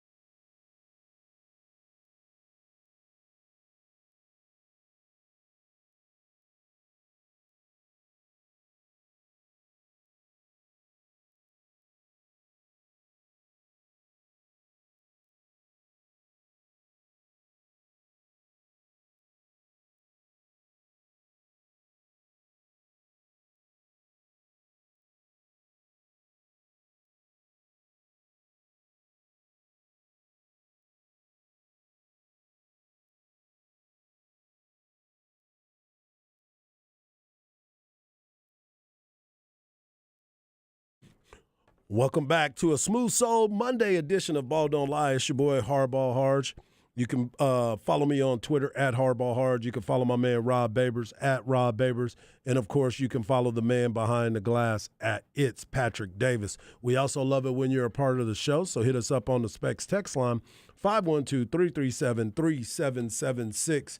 And joining us right now on the Vaquero Cafe and Cantina hotline, this is a man that I consider my big bro. I've been around him pretty much since he moved to Austin, Texas, and we started hanging out quite a bit. He is in charge of he's the co-founder of the Connected, at the USA? Connected at the Athlete. That's what it is. And he's in charge of the Texas Football Showcase, but he wants to give us some information of a camp that he has going on this weekend. He is the father of 3 great kids, but y'all know him as Anthony Williams. Coach Anthony, how you doing, bro? What's up, Coach? Hey, what's going on, guys? How you doing? Glad to have you on as always, and I know that this is a busy time for you. The summer is always busy, so let everybody know what you have going on this week over at the Round Rock Multipurpose Complex. Well, Mike and Rob, first of all, always thanks for having me come on and promote this as we're trying to promote student athletes here. But I got to get my boys here. I know there's a lot of stuff going on at the radio station. You guys know I'm big fans. Mike, you and I have been family since we moved here from California, and you coached all 4 of my kids. But I don't know what's going on, but I know that you two bring value and talent to the local area as far as covering not just high school but college and having just that in-depth of guys that live here. And so if anybody's out there listening and is trying to find 2 rising stars to talk about local high school, college, pro sports, and all things funny and amusing, they need to get up with y'all. Y'all need to hit up Mike and Rob because whether they continue here, what the future holds now, I know that you guys bring such value and so much support and positivity to our community, and that can't go away. So before I get into what I'm doing, I got to let you know I got you guys back, and if there's anything you need me to do, reference, whatever, just holler at your boy. I'm going to take care of it. So I'm going to get that Appreciate that. first. Appreciate that as always. Thank you, Anthony. You're the man. That's very kind. Very kind. Thank you, brother. Too kind, worries. actually. It's all earn, not given. But, guys, yeah, so this Thursday, we are doing – Coach Wood and I are doing a little this is our last event of the summer. We're doing something a little different. A lot of kids have been since January, since the end of last season, been grinding through what we call the January and spring evaluation. They're in off season. They've been working on their speed, strength, size, things like that, going to college camps and trying to get ready for the season. And we want to recognize that. And so this is going to be our 3rd annual skills showcase that we're going to hold this Thursday, July the 20th, over at the Round Rock Multipurpose Complex. This is not going to be a camp. It's not going to be a combine. It's going to be, as we all know, and Rod knows for sure, it's going to be more like the NFL Pro Bowl style skill showcase. No one-on-ones, nothing to hurt these kids because we're getting too close to the season. Kids are going to come out and they're going to go through position-specific drills to showcase their speed, size, strength, mobility, agility, athleticism in front of all the local media, all the local, the KXAN, Flex ATS is going to be there helping them pick the all Flex preseason team, things like that.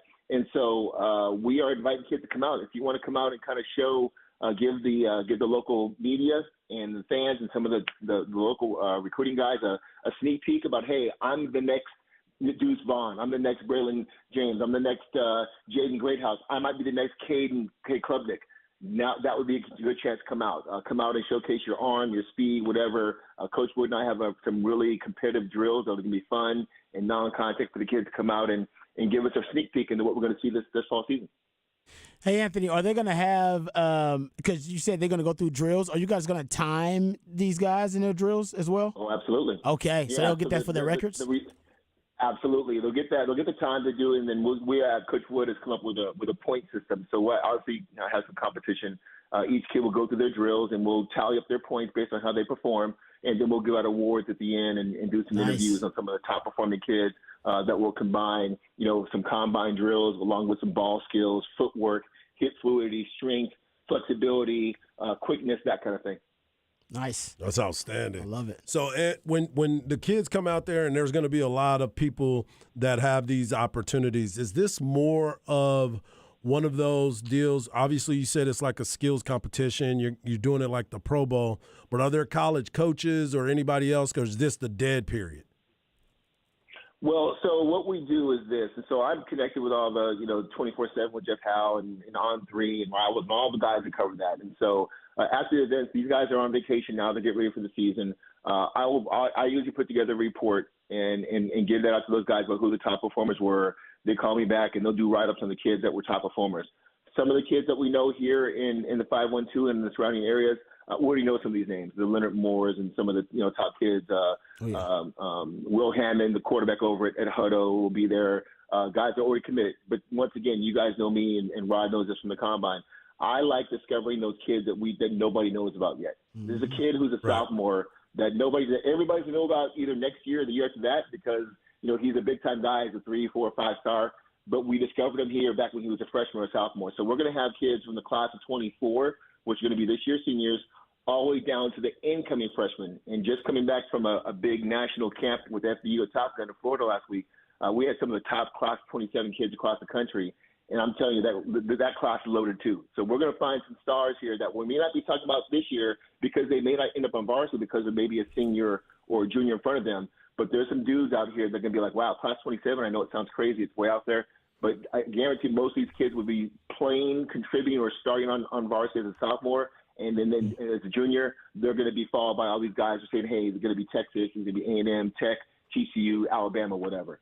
We're talking to Anthony Williams. You can follow him at @AWilliamsUSA to find out more information about the camps that are going on, or you can go to hornfm.com. It's on the Flex page. You'll be able to see it there as well. And talking about the class of 27, I know that is true because that's the class that my son is a part of. So you're right. There will be some guys that will be major contributors on the football field coming up here in the next couple years because I've seen most of them growing up. I've seen them play a lot, so there will be a lot of kids from this area that will continue to contribute and get these opportunities. But talking about these opportunities, there's a lot of kids that you have had the opportunity to kind of groom and see their skill level, inviting them to your combines. You have my man Rob B working with you in San Antonio this past year. I know he'll be there again. I'm already putting them out there for you right now. But tell us about some of the kids that you recognized that were early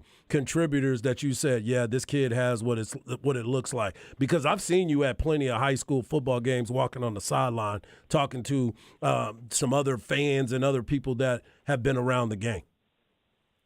Yeah, well, and I appreciate Rod once again coming out and pouring into these kids. Him and Aaron, awesome. A lot of the 4 Longhorns coming out, and we'll be getting ready to do it. Hey, before we know it, we'll be getting ready again. I'll be calling you like, hey, we ready to go? That's right. We're looking forward to that. But yeah, no, I think a lot of the players that really impressed me early, obviously the first one that comes to mind is Cade Klubnik. He's at Clemson now. I remember meeting Cade for the first time back when he was an 8th grader and seeing his talent even back then. And then following him through and becoming good friends with his family and seeing him go to the A&M camp when I was there and me walking up to Jimbo Fisher and saying, hey, this kid is a sophomore. His parents are Ag alum. He'd commit on the spot. This is going to be a star. And he's kind of small and they didn't go with him or whatever. And he ended up where he ended up.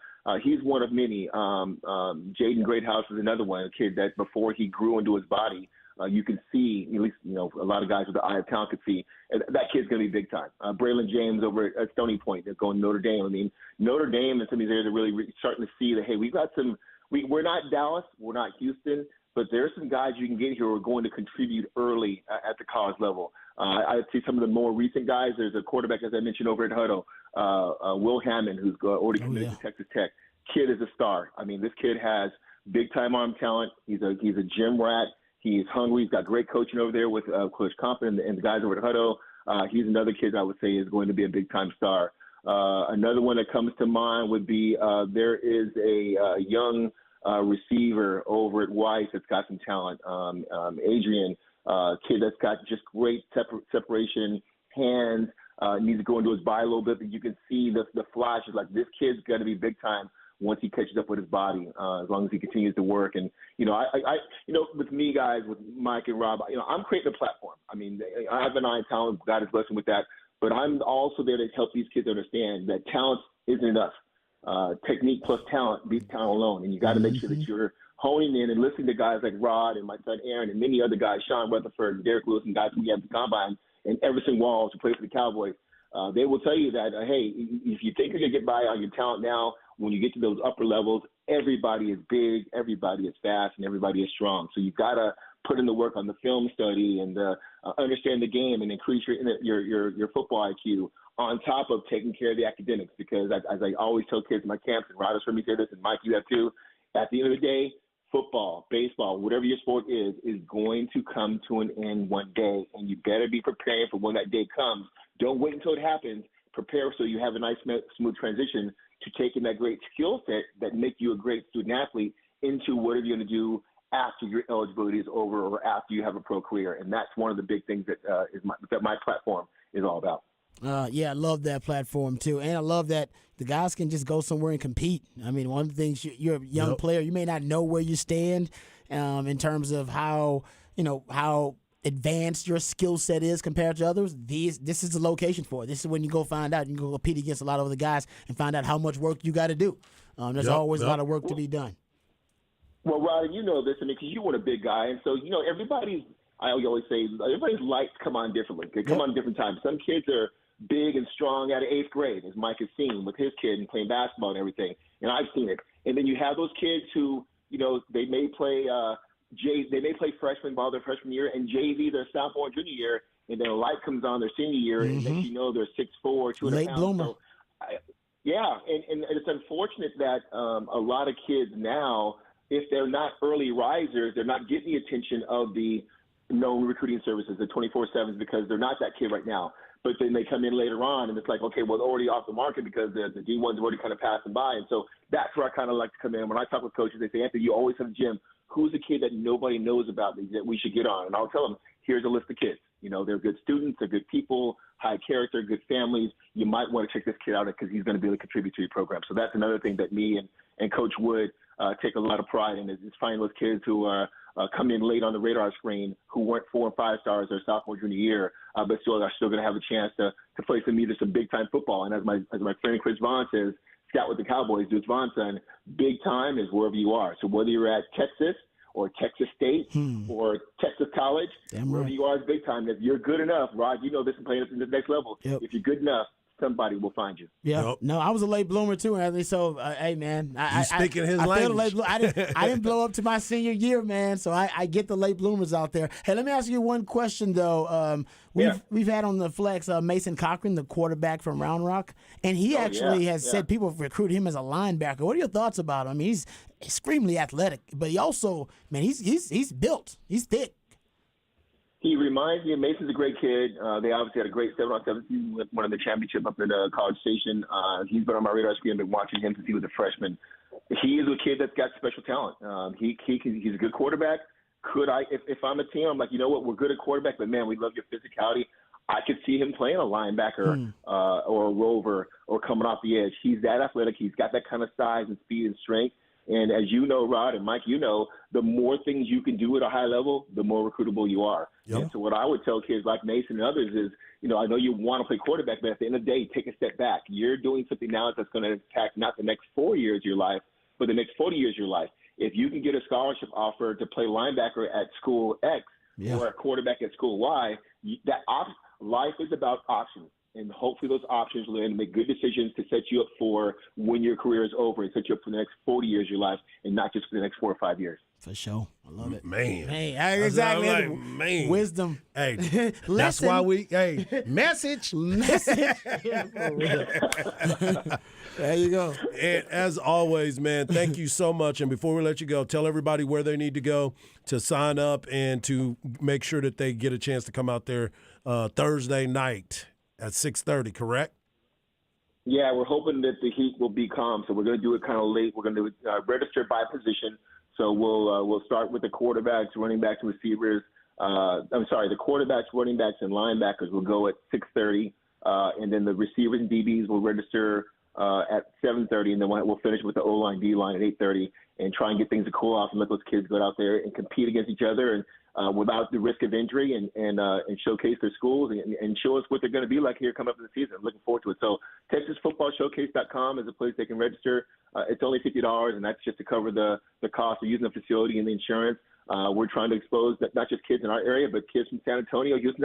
Everybody's available, but we really hope to see a lot of the local talent that we're going to be talking about here this season, trying to go vie for another state title here at Westlake or Lake Travis or Round Rock or Cedar Ridge or whoever. So we're really excited about the talent in this area. It's really starting to make a difference. I'm starting to hear from college coaches, Mike and Rod, that they're starting to see that Austin, man, you guys are producing the talent here. We've always known it, but it's always been, hey, when you hear coaches say, I recruit Texas, what they really mean is I recruit Dallas and I recruit Houston. Right. You know, Austin and San Antonio. Yeah. So I've really been trying these last 10 years. Me and many other guys in the market are really trying to promote these kids in the 210 down in San Antonio, in the 512 here, East Texas and West Texas, because there's some good kids out there. And so the talent is off the chain. These kids are getting trained up, and they're working hard here in the summer. And so we're looking forward to them celebrating their hard work here in the fall coming up, and I like to be a part of that. And Killeen, Texas. Make sure you put that in there, 254. Of course. I'm not going to let you roll without that one, man. You talk about all these other numbers. We need the 254 in there, too.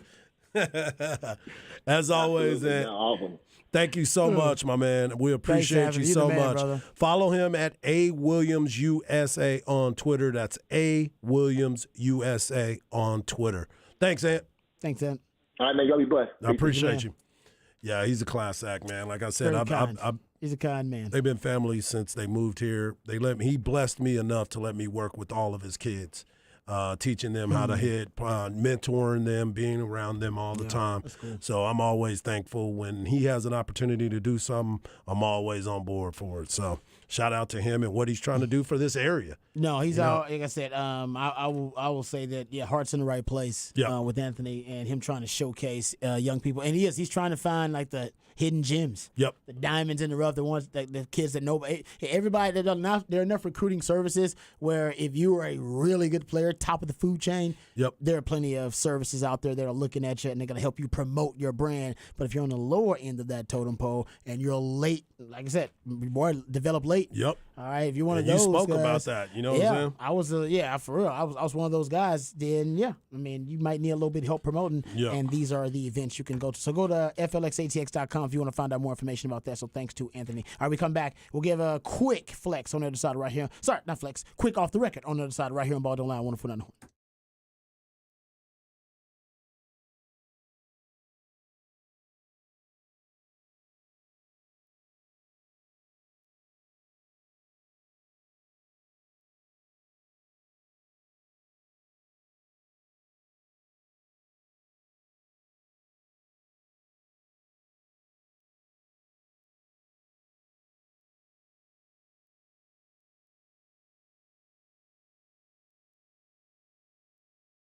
Mike Harch here, and I want to talk to you about my friends over at Quick Roofing. The weather is hot. I was with the Quick Roofing guys this weekend, and they were telling me that how hot it was while they were getting up on that roof. But listen, they're still doing that for you. So go to quickroofing.com today. They are dedicated to making sure that they get the best for you when it comes to your roof. A lot of times you don't even think about it, but they are always looking out for you. So this is some of the reasons why I think you should choose Quick Roofing. You get a free no obligation inspection. Quick Roofing requires a project manager on every job site, ensuring that you, the customer, get everything that you were promised. Quick Roofing is fully insured and have all state and local licenses. Quick Roofing doesn't even require any money up front until 100% completion and, of course, 100% satisfaction. And with all that, you get a 7-year workmanship warranty. So what are you waiting for? Reach out today and get that free inspection. Go to quickroofing.com today. That is quickroofing.com.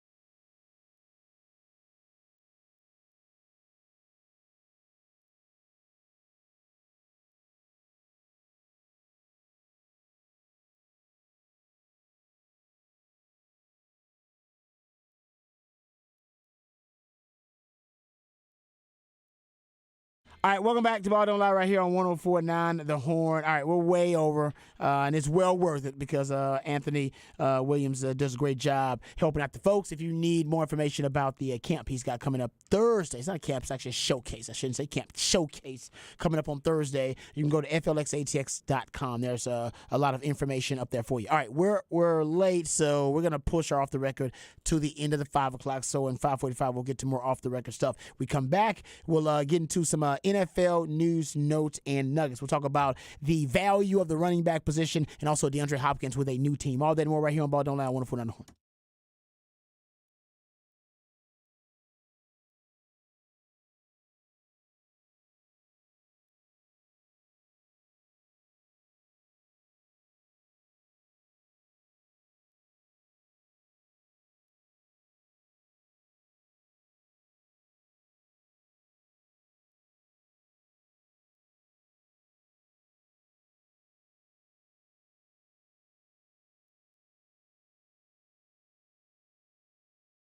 Hey, what's up, folks? Lifetime Longhorn Rod Babers here. Let me tell you about our friends over at Ironworkers Local 482. This city, of course, is a beautiful city. We all love it. We all call it home. And part of the reason for the unique aesthetic appeal is the skilled craftsmanship of Ironworkers Local 482. They don't go to the office, folks. They build it. They've been helping shape Greater Austin since 1935, and you see the labors of their love all over this city. You may be driving by it right now and not even know it, like DKR Stadium and the Pennybacker Bridge. And as the city continues to grow and thrive, so do our good friends at Ironworkers Local 482. And if you're looking for an exciting new career path, you can become a valued member of this prestigious organization, Ironworkers Local 482, and accept the challenge of becoming the best version of yourself while helping shape Austin's economic development. Right now, they're hiring over 3,000 people for a huge project right here in Central Texas, and you can become a valued member of this organization and take pride in the type of teamwork and craftsmanship that helps shape the future of our great city. So to become a member of Ironworkers Local Union 482, all you got to do is reach out to them today at ironworkers482.org. That's ironworkers482.org.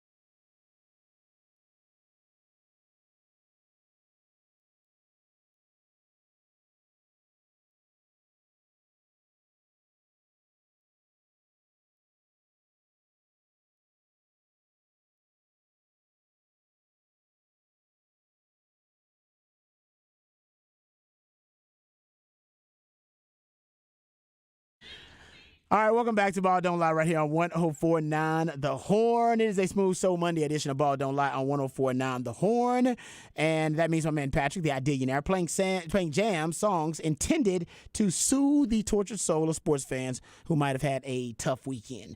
Actually, if you're a running back, it was a tough weekend. It's just, if you're a running back, times are tough. Times is hard out here. Yeah, I'm not. Sometimes I feel like a running back.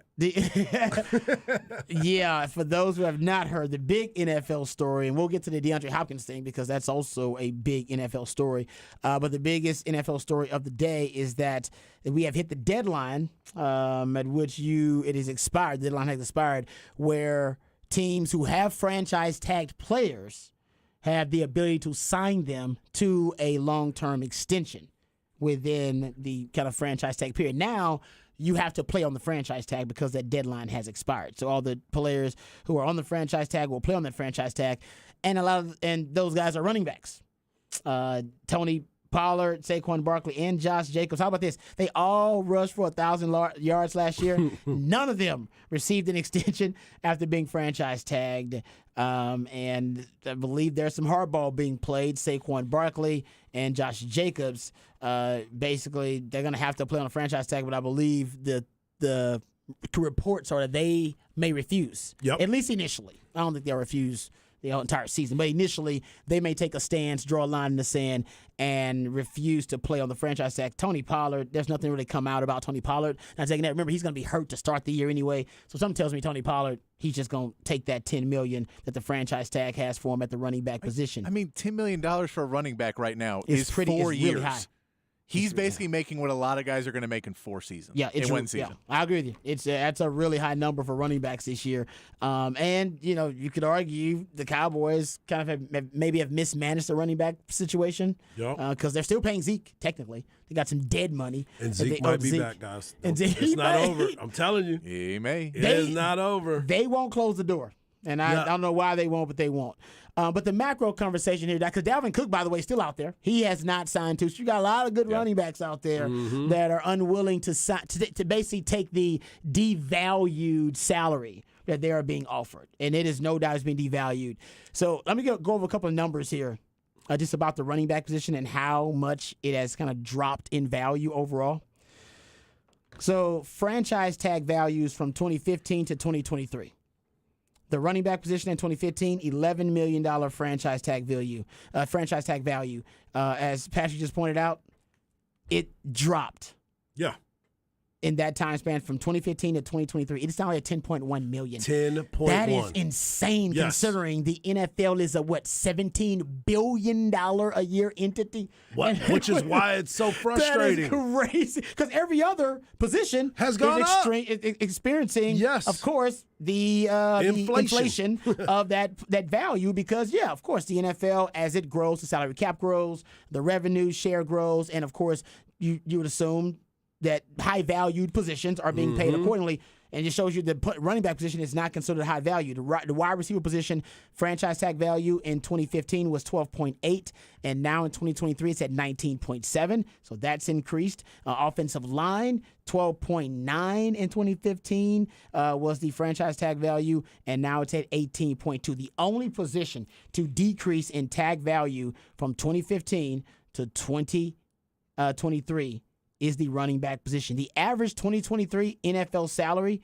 for running backs is actually lower than kickers right now. That's the thing that really drives me nuts. We were talking about collusion before.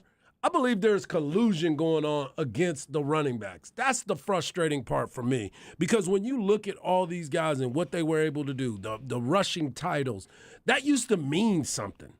You took pride in that. 1,000-yard seasons. 1,000-yard seasons meant something. But now they're saying, you know what? We can mix it up. We can have 4 guys out there, and that will equal enough of the running plays and the time for us because, it started trending. Man, you don't need a one back. You need 3 backs or you need 2 backs. And if you need that many, you can't overpay for one. Exactly. Yeah. And so frustrating. You'll admit, though, when you go look at recent history when it comes to teams performing at a really high level, and we're talking about teams, getting to the playoffs and teams winning playoff games and winning Super Bowls, they have not really needed a expensive, high-value running back to do it. That's fair.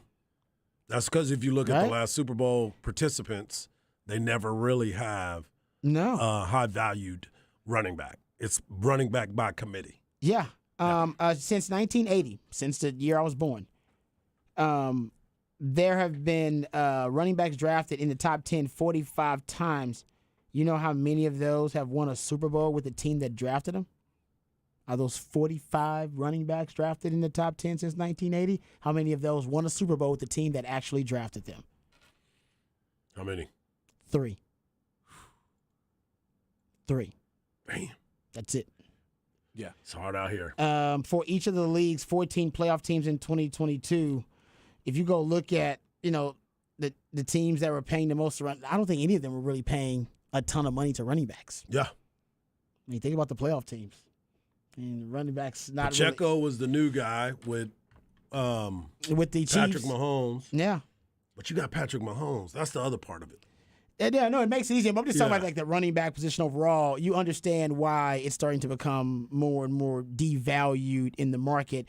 And I went, and here's another stat for you. And this is the stat that's really haunting the running back market. And it comes from, this is like 20 years of, studies and research. Right. They claim, the NFL claims, their research tells them that if you take running backs who have played at least 4 NFL seasons, and this goes all the way back to 2001, and they have a minimum of average of 75 carries per season and played at least 4 seasons. We're talking about wear and tear, damage. All right, you're 22, so you're about 26 years old, somewhere around there. All right, when you have at least 4 NFL seasons, you come in at 22. They say overall, they see their careers peak at age 27. And then by the time they're 28, their production overall drops by 15%, 25% by the time they turn 29, and almost 40% by the time they turn 30. And there's a precipitous drop for running backs at that point. So essentially, I'm looking at running backs like a position that peaks at 27 years old. And but nobody denies how important they are, how crucial the running back position is, how integral it is to your success as an offense, to a franchise, and yet the productivity, as you brought up, Harsh, doesn't matter as much. You got 1,000-yard running backs, guys who led the NFL in rushing, and yet they're still being devalued. That doesn't matter as much. Maybe it's multiplicity in your skill set. Guys like Christian McCaffrey, guys like Alvin Kamara, they're willing to pay that, but that's because you're doing 2 damn jobs. It's like, so you actually, are you being paid your value? Right? It's like we always talk about Patrick. We know he's underpaid. Why? Because he does like 8 jobs around here. He's 13 jobs. Yeah. But that's the thing. If you're a running back and I'm a pass protection guy. Oh, I also am a receiver coming out of the backfield. Oh, I'm also a runner. I do all these different damn jobs. Like, yeah, now we'll pay you. And then we still end up getting a value there. So I asked a question earlier, say anything in our society that is essential to our way of life and yet has been devalued to that extent where although it's essential, everybody recognizes how important this profession, this job is, this service, this product, whatever, and yet it has continued to be devalued over time, over and over again, to the point now where their wages for their service is considered a bit of a joke, and teachers is the best thing I can come up with. That's the best thing I got, is that they're essential. We all know how crucial they are. We all know how important they are, and we all recognize most grossly underpaid, considering what they're responsible for. And that's the running back position. Running backs are the teachers of the NFL. And teachers, you're the running backs of our economy. And it's so ironic that you say that. And then I'm sitting here, somebody just asked, how are the jersey sales for the running back position? So I just pulled it up just from 2022, from March 1st of 2021 to February 28th of 2022. I'm looking and I'm scrolling and I'm scrolling and I'm scrolling. Nick Chubb comes in at number 15. This is going back to 2022. Nick Chubb comes in at number 15. Derrick Henry comes in at number 21. Najee Harris at number 22. Josh Jacobs, 25. And Alvin Kamara, 27. So, yes, you're right. The running back ain't selling no jerseys. Well, that's true. It's the QB all the time. Wide receivers. Wide receiver. And every once in a while, you'll get yourself a DB in there. But let's be clear. They're not Very selling few, though. because the team doesn't market them because they want them to be workhorses, not stars. Right, Because right. if you pay them like stars, if you make them stars, then you have to pay them like stars. If you make them a workhorse, they're just a workhorse. So the guys that you named are all the most marketable guy on that team because they don't have a quarterback necessarily, or their quarterback has several allegations against him in Nick Chubb's case. And like, there's people where it's like, well, if I'm gonna buy a jersey, who am I gonna get? If it's the Titans, you're buying Derrick Henry jerseys. Right. So there are those guys that they're the biggest name. So that's the top selling jersey on that team. But I think that's the point is if you're running backs, you've got to stop being workhorse guys and learn from the wide receivers and be like, wait, so they make a fool out of themselves every week, crying and moaning because they're not getting the ball enough. And everyone hates them, but they sell more jerseys and they make more money than us. That's Yep. yeah. Maybe we just need to be more prima donnas and someone will take notice. Yeah.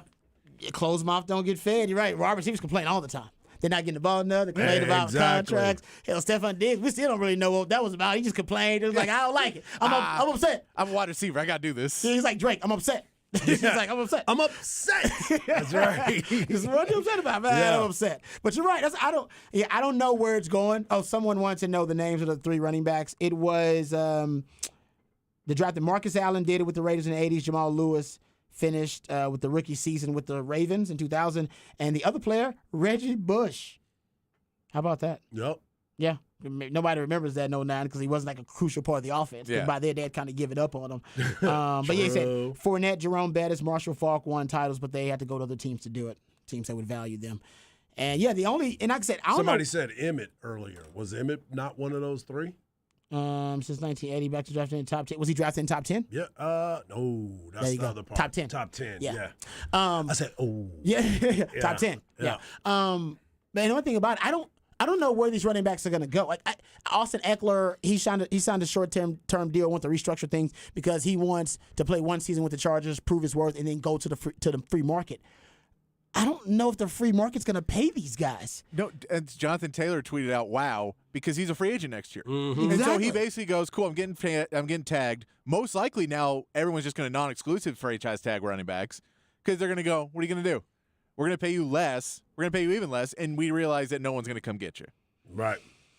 Yeah, no, you're right. Nobody's okay. You're right. They can play hardball. He's like, go out there, please. Please go see what you're worth. And you're going to be very disappointed. Yeah, I can't. I really can't explain it. You guys know I love football theory. I just try to get into numbers other than the NFL. And I hope they're not, doing some collaboration behind the scenes about the running back position. But right now, they're not going to pay running backs. And I believe it's just now the science that they believe they have, the numbers, the analytics, and now the belief system is so strong. It's almost dogma. It's religion for them. Like they're not going to pay running backs. No, man, period. Not happening. until a couple teams break it. But I think that's what happened with wide receivers a year ago. Is wide receivers all of a sudden got crazy because Jacksonville started off and a couple of teams freaked out and had to have an offseason where there's a bunch of wide receivers. So maybe if you stack enough running backs, then there will be an offseason and a couple people overspend. It resets the market. But I think we're seeing with the DeAndre Hopkins that the wide receiver market is about to plateau and drop a ton because DeAndre Hopkins' contract sucks. Yeah. Yeah, well, I thought he got a worse deal than Odell Beckham. I thought he'd at least get better than Odell Beckham, and he did not get the Odell Beckham deal. I get he's getting older, but come on. Yeah. He is a better wide receiver than, 50 guys that are paid better than him? 30 guys that are paid better than him? Hey, but he had an opportunity to go where he wanted to. He could have got more. Well, I don't know if he could have got more money, but he would have had The an Patriots weren't opportunity. coming off a I bunch of think he money. was going to the place with the most money. I think he could have went somewhere and been a contender. I think this is the place that was offering the most money. Yeah. I do. Which, if that tells you that's the most money they're offering for a wide receiver right now, that is was a wide receiver one last year. Mm-hmm. Does that not tell you that they think they're going to try and reset wide receivers now and go, hey, man, don't pay wide receiver. Hey, league, don't pay anyone but quarterbacks. And the entire plan for every single franchise is going to be get a franchise quarterback. And if you get Patrick Mahomes, then you win Super Bowls. And if you don't, a couple of years later, try and get another Patrick Mahomes. And if you don't, try a couple of years later, get another Patrick Mahomes. But that's basically the game plan. And I think Dallas is doing it right of at least build up on defense. Yeah. But it seems to be now it's like you pay edge rushers, you pay offensive linemen, and you pay quarterbacks. Well, you pay premium positions or revolve around the passing game. The key is the reason it won't happen to wide receivers is because they're closely linked to the passing game success. So so they can play hardball and the running backs can't really play hardball because of their shelf life. Yeah. Like that's why wide receivers are like, go ahead, I got something like 33. I'm good. Like I'll make my money. I'll sign two or three contracts. Running backs, you may not get a second big contract. Yeah. Hey, that's the world we're in now. So your shelf life running back has the shortest shelf life of any skill position or any position other than, I think any position period, actually. I should say. It has a shorter shelf life than any position. And wide receiver, I think for those guys, not only a longer shelf life, but they're the quarterback's friend. Yeah. QBs go into the negotiating room and go, I need that guy. Yeah. I need that guy. They don't ever do that with running backs. No quarterback ever goes into a negotiation. I need that guy that I can hand the ball to. I need that. I need a guy to take away my stats, take my yards away. Yeah, good I need point. that guy. No, they go, I need that guy that's blocking for me. I want that guy, and I want that guy I'm throwing to. They never go to bat for the running back, ever. They don't. Yeah, And I don't know why they do. If they did, this would not be happening. That's true. Right? Because some quarterback will go, I need that running back. I need him. If you don't get him, man, it's gonna honestly, be a tough look. Exactly. For He's like, I don't even know if I can stick around here. You need to get that running back. No, you know what they you do get that running for? back because it opens up everything for Exactly. me downfield. But I don't why do they not think that way at least and go, hey man, if we get a running back, we get a good running back, and we get a good run game, it opens everything up, and we'll get all these big plays and all this other. It just all seems so short sighted at a certain point, and I get it works sometimes, but it feels like if you don't have a top 3 quarterback, you should probably pay a running back a little bit of money. Yeah. Because your guy, The Giants. the gap between like the 4th best quarterback and the 6th best quarterback is monumental, and I don't think people think of that jump between quarterbacks as That's big a as good it is. point. Hey, Nate makes a good point here. Did Dak go to bat for Zeke? Oh, you know he did. And that was stupid. Did you have to go to bat for But Zeke? see, that was a bad move, though. Think about what it did for you went to bat for your boy because it helped you relationship with your boy. But what did it do for the team? What did it do for the team? What did it do for the team? It's going to be enough to come back. It was terrible for the team. Yeah.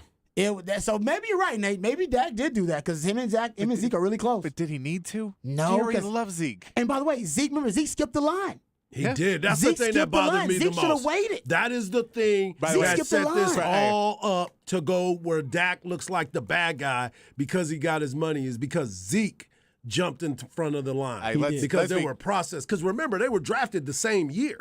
They were, but I'll tell you, Zeke, maybe he went to a fortune teller. He realized he had to jump that line. He's like, hey, hey, Great man, point. Great point, boy, Patrick. the line ain't gonna be here when I get there. Great point. Hey, you know what? The club's Right. closing. He went to the Biggs magician. That's And true. tried to go. He went to Big where he went to fill out that Ouija board and was like, "You're gonna be younger, but it's got to be now." You know what? Maybe that's why Dak is truly like, hey man, that's my BFF. I love it. Because I told Dak to real like, Dak, I need to go now, bro. That's that a running back great market point, is about to Patrick. fall off a cliff. Maybe he saw the writing on his true. agent was an analytics guy and said, "Look, man, we're gonna have to jump this line right now. Dak gonna get his because they always gonna play the quarterback. Don't worry about your boy quarterbacks Dak." going up, running But I backs would going say down. back then he was one of the last ones to still be paid, right? Yeah, He was one of the but he last knew the ones time to get his because money. it wasn't his time. Yeah, well, yeah, he knew. But you know what? To Patrick's point, man, you got to take care of you. You gotta look out for You gotta look you. out for yourself, especially if you're a Yeah. running back, man. If Yeah. you're a running back, look out for yourself. I'm with you on that, man. Running backs make the strike, like the teachers have done. Yep. Someone said nurses also are being underpaid, work in healthcare. and they're essential. So I'll go to bat for the nurses, no doubt. They're definitely hard to find right now. Yeah, there's some professions in our society now that have been devalued, and I don't know why, because they're essential and they're so important, but yet in terms of wages and compensation, they have become devalued, and that's the running back position. How about it? And this is the irony of the whole thing. The irony of the whole thing is this: the NFL now, this past season, is more of a running league than it's ever been. Teams ran for 121.6 yards per game last season, highest average since 1987. You know why? Running the ball is becoming more efficient. The average carry last year went for 4.5 yards per carry. That's the highest average in NFL history. And I've been saying this for a while. It's the same path, and actually Black Strong's predicted this years ago. Same path the Big 12 took. The Big 12 is now a running league, right? It's a running league. It's like, hey, man, why is the Big 12 running league? It's a running league that cross-dresses as a passing league. Same thing happened. When Texas Tech, with Mike Leach, essentially terraformed the Big 12 and turned it into a passing league, a souped-up, all right, pace and space, hyper-vertical passing league. Every defense in the Big 12 had the same reaction. They freaked out, and they said, we're dropping our safeties. There's no way we're going to get beat on these big passes deep down the field. We got all these really elite quarterbacks in the Big 12 now, where you're talking about Patrick Mahomes or Baker Mayfield, elite offensive minds like Lincoln Riley, and hell, at the time, people were talking about Matt Campbell getting NFL offers and stuff like that, right? It was the most elite offensive conference in all of college football, whether you're talking about personnel or you're talking about scheme and coaching. And as a result, all the defense just kind of freaked out and panicked. They just dropped their safeties to the point where not only they put more 2 deep safety looks out there, they put 3 deep safety looks. Go as Iowa State would popularize the 3 high safety look. And what did they do? Force offenses to go underneath. You're not going to beat us deep. You're not going to be throwing verticals down the field and beating us with these haymakers. You want to march down the field, all right, 1 play at a time, 13 play drives, and you want to run the damn ball. Why would they run the ball? Well, because they have the numbers. We're backing the safety up. That means the offense will always have numbers in the box. And if you're a smart offense, you work smarter, not harder. If they're going to give you the numbers in the running game, take the numbers. Why would you force? I know Coach Steven does it at times, but why would you force a deep pass into double coverage with deep safeties? And now that's to a broken hand. Exactly, right? And that's why the Big 12 now is a running league cross-dressing as a passing league. It'll flip again. Why? Because football's cyclical, like a lot of things, like fashion and like a lot of other stuff. So now that the teams are running, defense are going, well, I got to put guys in the box to stop the run. You're going to put extra guys in the box to stop the run. You're going to go back to single high safety looks, and the offense will have the numbers advantage in the passing game instead of the running game. And then it'll just flip. We'll go through the cycle over and over and over and over again. The NFL's going through the same thing. Remember, the NFL became a passing league before it became a Big 12 type league. Remember, like, oh, the NFL looks like the Big 12 because it was Patrick Mahomes, is lighting up scoreboards, Jared Goff with the Rams, lighting up scoreboards. I got Jalen Hurts, and it drafted Baker Mayfield. It became a league that was actually the personnel of the Big 12. Not only the schemes were trickling up to the NFL. So what happened to the NFL? What happened? Same thing. Same thing happened. They dropped all their safeties back. They run a lot of 2 deep safeties. And what happened? Patrick Mahomes, the most prolific deep passing quarterback in all the NFL. What did he do? Had one 20-plus yard passing touchdown last season. 1. And he threw more deep passing touchdowns than any quarterback in the NFL. Why? Well, because I'm working smarter, not harder. They're dropping back the safeties deep. We got the numbers advantage underneath. We're just going to check it down. We're just going to throw the crossing routes underneath and go focus on the yak daddies. And you know that Patrick Mahomes this past season had the lowest yards per attempt on touchdown passes. The lowest yards per attempt and your lowest yards per completion on touchdown passes. It was less than 5 yards. Quick game. Yeah, because they're dropping the safeties. Yep. If you don't have the numbers in the box, you got the numbers somewhere else. So it's just simple. Like, it ain't rocket science. So you're right. The NFL will regret this decision somewhat because the running game now is making a comeback. Yeah. Because you need it. Because everybody's dropping the safeties back, and they're not just going to let you throw it deep on them all the time. It is the same cycle of the Big 12 ecosystem. It's just football. So they're going through it right now in the NFL. So can we please go back and sign running backs and let them have their money? You can, but the NFL is basically saying I know. We don't need a high-price running back to do it. Now, we're going to run more, but we're not going to use high-price running backs to do it. Don't do it. We're going to get cheaper running backs in the draft and cheaper running backs overall to do it, or running backs that have been devalued via the free agent market. I'm not ever saying the running back value will increase again unless quarterbacks basically start vouching for them. I'm just saying the running game itself will be important. No doubt. The running game matters. Running backs, no. Running game, yes. It's like education matters, but y'all don't want to pay teachers. It's like education is important. It's like healthcare is important. We need healthcare. Healthcare. Yeah, let's talk about that. Are you going to pay nurses? Find no nurses. Exactly. Yeah. Right? So it's the same thing. It's like running game is important. We need the running game. What about running backs? Screw them. Yep. It's like, well, you said running game is important. Yeah, it's important. We need the running game to work for the offense to work. We got to pay running back. Hell no, we ain't paying them a damn thing. It's like, okay, well, I'm a little confused. And this is the cycle we go through over and over again. No doubt. So to me, that's basically what the running back position is going through right now. That's why they feel so slighted and so hurt. They're like, dude, we're running it more than ever, actually. We're running it a lot. Nope. But they don't value the actual person that is doing the running. No doubt. No doubt. They are looking at it totally different, and it's a little disappointing, but it is what it is, and that's how we deal with this stuff, man. Someone says Bijan's going to change all that. He may, but Bijan's just going to be another version of Deebo Samuel, except the running back version of Deebo Samuel. Mm-hmm. So, yeah, it'll help him, but the NFL's not going to change the way they do business. They're not going to change the franchise tag to go, all right, now we have a hybrid position. We got a running back, wide receiver, and if you're a hybrid, you make this much. They don't do that. Yup. That's been tested by Jimmy Graham tested it. Who else tested it? Le'Veon Bell tried to test it. A lot of guys tried to change that. They're not changing that. The NFL is not. The NFL is a part of this too. But the weakest players association in American pro sports is probably the biggest culprit. They're the biggest. To me, that's who you blame. Yeah, the Players Association for the NFL, this is criminal what's going on. And the CBA needs to be extended in 2030. So if you want a timeline of when anything can be done about the wording or anything in the collective bargaining agreement between players and owners, 2030. So it's not changing anytime soon. Yeah. Yeah. No, it's not changing. No, honestly, I don't like see a way out of it. This is the worst that you could possibly have, right? Yeah. This is the worst. Okay, we come back. We'll continue the NFL discussion. We got to talk about DeAndre Hopkins going to the Titans, and we also got to talk about Dak Prescott saying he's not going to be throwing double-digit interceptions anymore. We'll get into all of that and more right here on Ball Don't Lie. I want to put on.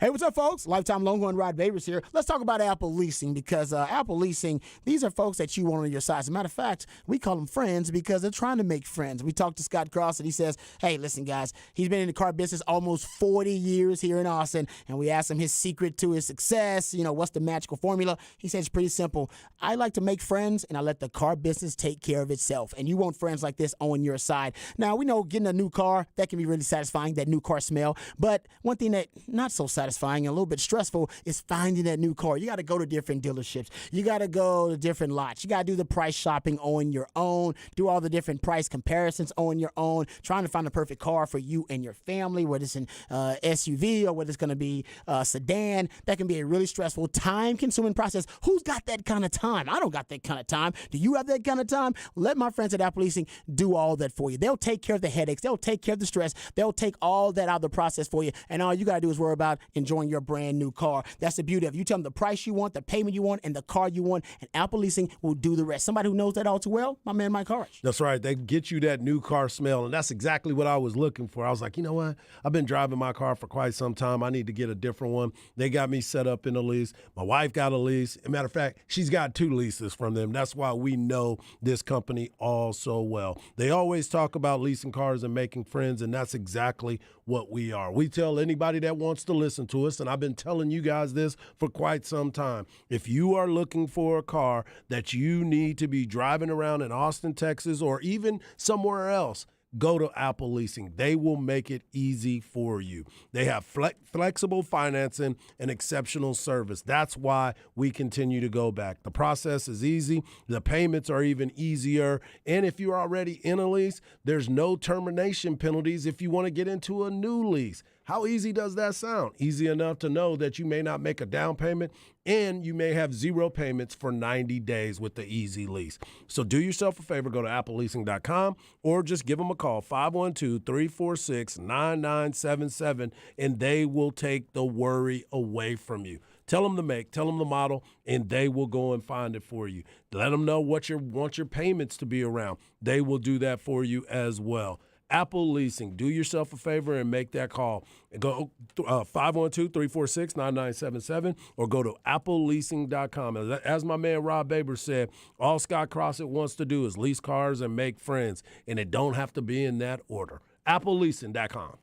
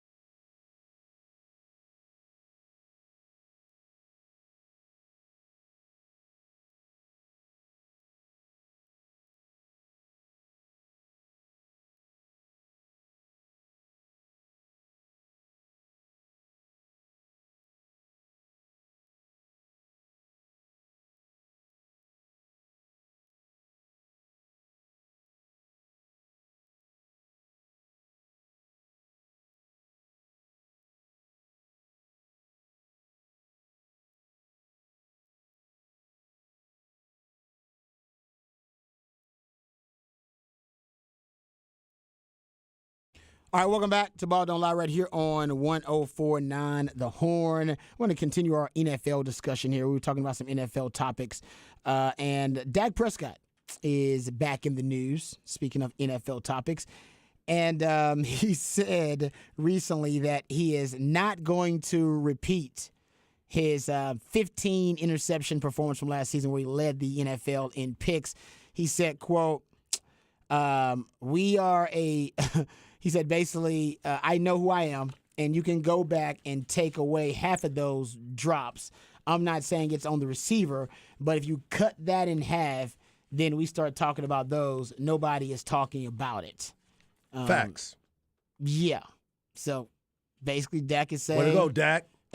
Got me believing, bro. Yeah, he said basically we're a talking point this season because of that. As you find something to talk about, that's the first thing to go to is Dak Prescott's interceptions. And I've said this before, Dak Prescott, and I know, threw a lot of interceptions, but his interception rate, and I went and pulled the stats because I remember, and I was like, Dak actually was one of the most, conservative quarterbacks in terms of turnover rate. Yeah, he was a low risk, high reward quarterback for most of his career. And last year, I'll admit, he was high risk and high reward. His 1.7% interception rate over the first 6 years of his career would rank 5th best all time, just ahead of Tom Brady. So I will admit, last year was bad for last season for Dak. He was a little off, but that's not been his, usual habits as a quarterback. He's usually pretty responsible with the football and does a great job taking care of the football. His career interception rate now is tied for 8th among quarterbacks. And that's still pretty damn good. If you're talking about just active starting quarterbacks, 8th among active starting quarterbacks. And he's tied with Joe Burrow and better than Josh Allen and Deshaun Watson. So...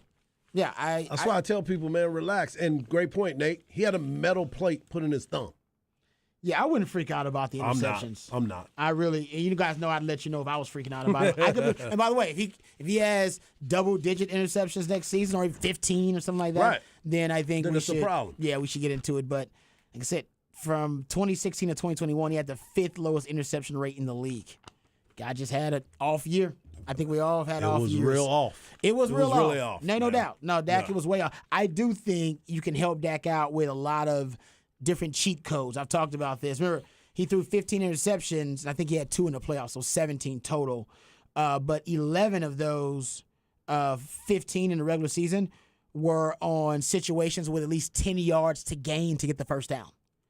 All right, 10-plus yards to gain to get the first down. And 8 were on 3rd and long. So basically more than half your interceptions in the regular season were on 3rd and long, and 11 of the 15 were on with 10-plus yards to go to get a first down.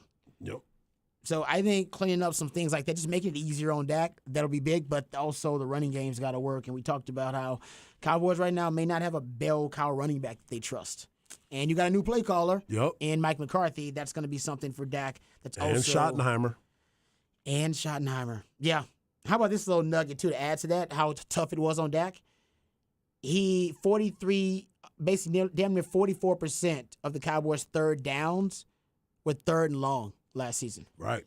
Damn near 44% of their 3rd downs were 3rd and long. Yeah. And Dak threw 9 interceptions versus zone coverage. So, I mean, I think some of these interceptions are things I do think the Cowboys can clean up with just strategic, tactical adjustments. Right. The play calling. But we'll see if Dak continues that. He says he's not going to be that kind of Dak and not a turnover-prone quarterback. I tend to believe him because I've been a Dak fan for a while, and he hasn't really been that guy. Yeah, I have to fight for him every day. You do got to fight for Dak. I fight strong for him every day. You're going to have to fight for Dak. All right, DeAndre Hopkins real quick as well. He signed a deal with the Tennessee Titans, and I'm not gonna lie, I was a little surprised that he didn't get more money in this deal. And essentially it's an incentive-laden deal for DeAndre Hopkins too. So it's 2 years, $26 million, and he'll get $12 million base in year 1, and he can get $15 million with incentives. The incentives are receptions. He goes from, if he gets 65 receptions, $250K bonus or extra, to if he gets 95, it's $1 million. And that happens with the yards and also touchdowns, very incentive based. So he could end up making $15 million, but he'd have to have at least 95 receptions, at least 1,050 yards receiving, and at least 10 touchdowns to get the $15 million. And I don't think he's going to do that. You don't? No. Okay. I don't know if he's going to, because I don't think the Chargers, the offense of the Titans is built that way. Correct. I don't think it's I would give that to right. you. It's just not built Who's for that the kind of quarterback? Tannehill. No, but they drafted 2 quarterbacks Will last Levis. year. Well, Will Levis. they're about to cut Malik Will Willis. Levis, yeah, He's not gonna be there. Levis is the guy. Yeah. Levis will be there. Like I said, new quarterback too. I don't know if that, but I will say this about DeAndre Hopkins. You know, I always call him Spanx. Like he can take an ugly, misshapen, just bad built, unattractive quarterback and make him look sexy. That's he's basically NFL version of Spanx. He did it with the Texans for years. Yes, he did. We know that with the Schaub job, Matt Schaub, and oh man, you go all name of the his list goes quarterbacks. on all and on. of it. Ryan Mallett. R.I.P. to Ryan Mallett. Yeah. That's a Fitzpatrick. Ryan Fitzpatrick was over there. Yeah. Oh, he had a bunch of them. I won't even go through all. Savage, right? Wasn't Savage another one? Savage. Yeah. He was a savage.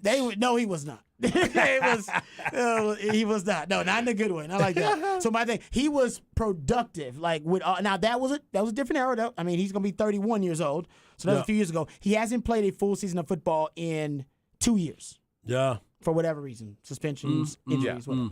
So that's a concern. Do we have faith? Do we have faith that this experiment will work? DeAndre Hopkins to the Titans. I do. mean, what is I do. work What's the for you? definition of work? Yes, Yeah. a good question. I do. Will it make them a contender to win a division? Like, now does this change their division hopes to No. win a division? No. I don't think so either. No. Because are they close to the Jaguars? No, not in my opinion. I don't think anybody I think, is I at think this they point. they may be in the bottom 3 teams. It maybe helps them be second, but I don't know if any one of those teams, like the Colts, have the best shot to turn around their luck quickest because their last season seemed more like an anomaly, right? It does seem like it was an So outlier. it could be that, they're just bad now and nothing works and the Anthony Richardson isn't ready to go year one. All those things could be true. Or Anthony Richardson could be ready to go I year know. one. That's That scary. team could have just been completely lost last year, and they still have a lot of talent on that team. Defense could step back up, and they could be competing for it. Houston, I mean, we're just trying not to be the worst team in the Exactly. You're just trying to be like 5th from the bottom and up. Like that's really where Houston. So Tennessee could be 3rd with Right. this, but it doesn't because again, when I say the quarterback, I don't see a single quarterback on that roster that makes me think, boy, the wide receivers are the problem. Right. I agree with this. Yeah. I Well, yeah. remember they got rid of Brown too. A.J. Brown. Well, that's what got the GM fired. Yeah. How they traded him. Yeah, because now yeah. you're paying a wide receiver and you got rid of one. I mean, what are we They're doing? paying him a lot less, I think. I do understand that, but still, you had a good wide receiver that you could build around. No, and they got Traylon Burks, whose comps is AJ Brown, I was but never a fan. I think that's a terrible. Well, he's not as explosive as no, AJ Brown. No, he's is. not. He's It's- physical, but not as explosive. Yeah, so Yeah. that's where they think that he could take a step in his sophomore season. So their wide receiver core could be better. I mean, if Derrick Henry, is he going to be able to play all the games this year? Or is he going to continue to have injury problems? I think the Jacks might run away with this division. Yeah. It's going to be is Anthony Richardson ready to go? Yep. And you know what I will say about that though? Shane Steichen, go look at his record with quarterbacks. Yeah. He basically has been with 2 quarterbacks. That's Justin Herbert and Jalen Hurts. Right. And both those guys look pretty damn good once he got done with them. And so we'll see if he can have that effect on Anthony Richardson. That's scary because Because you have Jonathan Taylor, who's one of the best running backs in the league. If Anthony Richardson's ahead of schedule or even can take the league by storm, like they haven't caught up with how he's going to use him, that could be scary. That could actually be a real factor in that division. All right, so there you go. Hopkins has a new home, and he said he wanted big money. If I was Hopkins and taking that deal, I'd have seen if. Man, I'm like, hey, Chiefs or Dolphins, can y'all do something for me, like Right. a Yeah. contender? Because that, to me, Would you rather go to the Chiefs for 10 a year in incentives exactly. or the Titans for 12 in incentives? And I get it, $2 I million. would have definitely went to Kansas City. I get all of us would take $2 million and go wherever. Yeah. But for him, it's like the amount of money and then endorsements, everything else. Like, you're playing more games in the playoffs. You're just Yeah. He wanted to be a number one, I think, too. I think that there's mattered a deal. to him. And a 2-year deal with Patrick Mahomes, it's like, dude, you want to be a number one. First of all, you're number one in Kansas City. That they don't actually have is another true. wide That's a receiver. good point. I get Yeah. Travis Kelce is Travis Kelce, technically the number one. yeah. But number one wide receiver, Technically, that's you. that would be you. Yeah. I think that mattered to him to be like the build the offense around me kind of mattered. I'm with you. I don't think he's that guy anymore, but he still thinks he's that guy. I don't care if you're that guy. Do you really want to play with bad quarterbacks? But Ryan Tannehill, yeah, apparently Ryan Tannehill does. You want to play with Ryan Tannehill, who they've been trying to replace for 2 seasons straight and can't get it right, or the guy that everyone in the NFL decided wasn't a first-round pick? This is true. Yeah, I mean, look, he may be good. It may come back. Like, we know that there's stories of that, but everyone no one thinks he's going to be good this season. Yeah. Like I said, Hopkins can make something really ugly, really bad, look good. He's done it before. Well, He can do it I think he's an old Spanx. Got some pods sticking out of it. Got to rip it on the side of the glove handles. Yeah. That's A true. little smelly. All right, we'll come back. We'll get a little off the record on the other side right here on Baldo Loud. What for .org.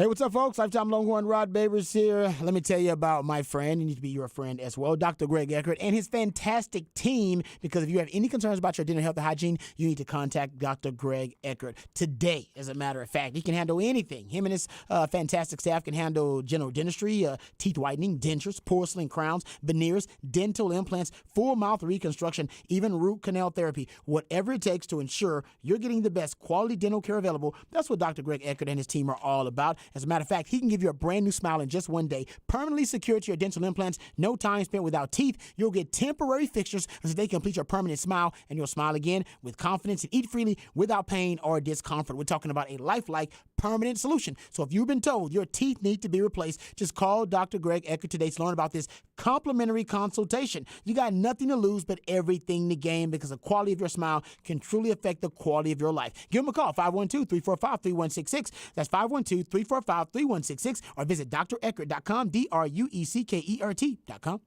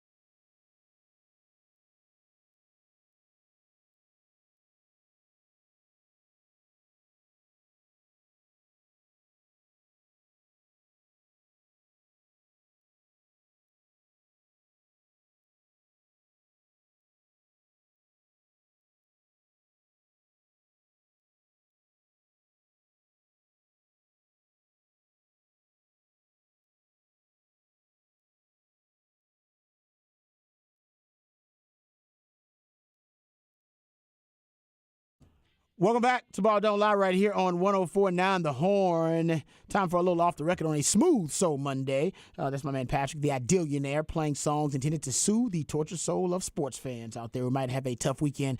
Well, the toughest weekend for sports fans might be running backs at this point, or any fan of the running back position, because they're not getting paid. They are not. 3 of them currently on the franchise tag, rushed for 1,000 yards last season, and they will be playing on the franchise tag because they were not offered long-term extensions. Harge, now we do have some proof that there may be some solidarity happening with the running backs now around the league. Yeah, Derrick Henry came out and tweeted 52 minutes ago. He said, at this point, kind of our conversation, at this point, just take the running back position out of the game then. The ones that really want to be great and work as hard as we do every single day to give their all to the organization, just seems like it doesn't even matter. I'm with every running back fighting against this. And then Najee Harris said, I agree with my running back brothers around the NFL. History will show that you need running backs to win. We set the tone every game and run through walls for our team and lead in many ways. This notion that we deserve less is a joke. Wow. Yep. Yeah. So I'm glad they're at least communicating. All the running backs need to be on the same page. Solidarity, man. But then to the point that we were making just a little while ago, my man Aaron Little over at Orange Bloods, he put out Super Bowl champs in 2015, LeGarrette Blount.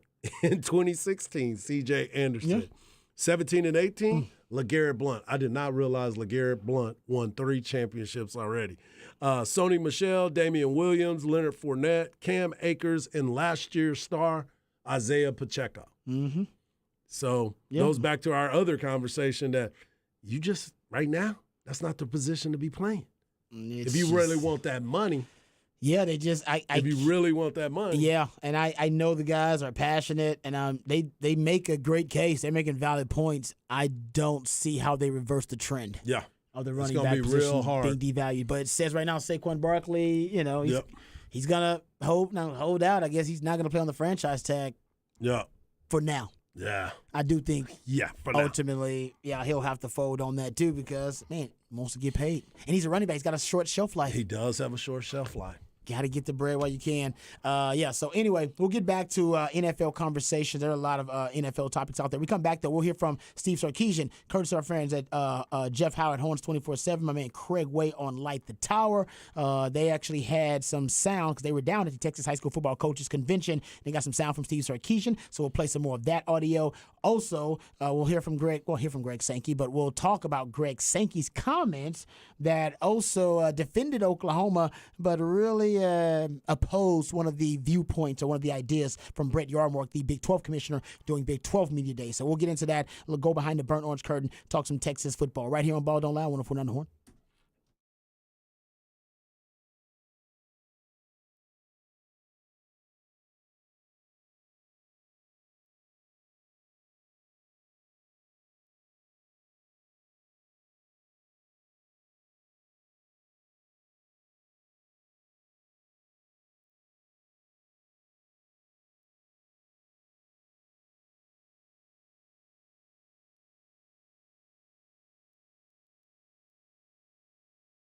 Hey, what's up, folks? Lifetime Longhorn, Rod Babers here. Let me tell you about my favorite beer. We're talking about Bud Light. Now, we know that getting older, of course, as I get older, a lot of things change, but one thing that will never change is my favorite beer, Bud Light. Ever since my days on the 40 acres down on Dirty 60, I've been drinking Bud Light. Even my playing days in the NFL, I was drinking Bud Light. And even today, to reward myself, to decompress after a long, hard day, or maybe after some yard work, I always like to break out the Bud Light. It doesn't matter what I'm doing. Happy hour, dinner with friends and family, living the lake life, hanging out by the pool, getting ready to grill. Always a great reason to break out the Bud Light because it's the perfect beer for any and every occasion. Still my go-to beer for Longhorn tailgates on Saturdays and NFL Sundays. So whether you want to toast and cheers to a brighter tomorrow or drown your sorrows, it's never a bad time to break out the Bud Light. Bud Light is the perfect beer for those good time occasions, turns good times into great times and the rest of the times into the best of times. So you want to get the good times going, you better make sure you got the Bud Light flowing. Bud Light, brewed deep in the heart of Texas by Texans for Texans, and damn proud of it.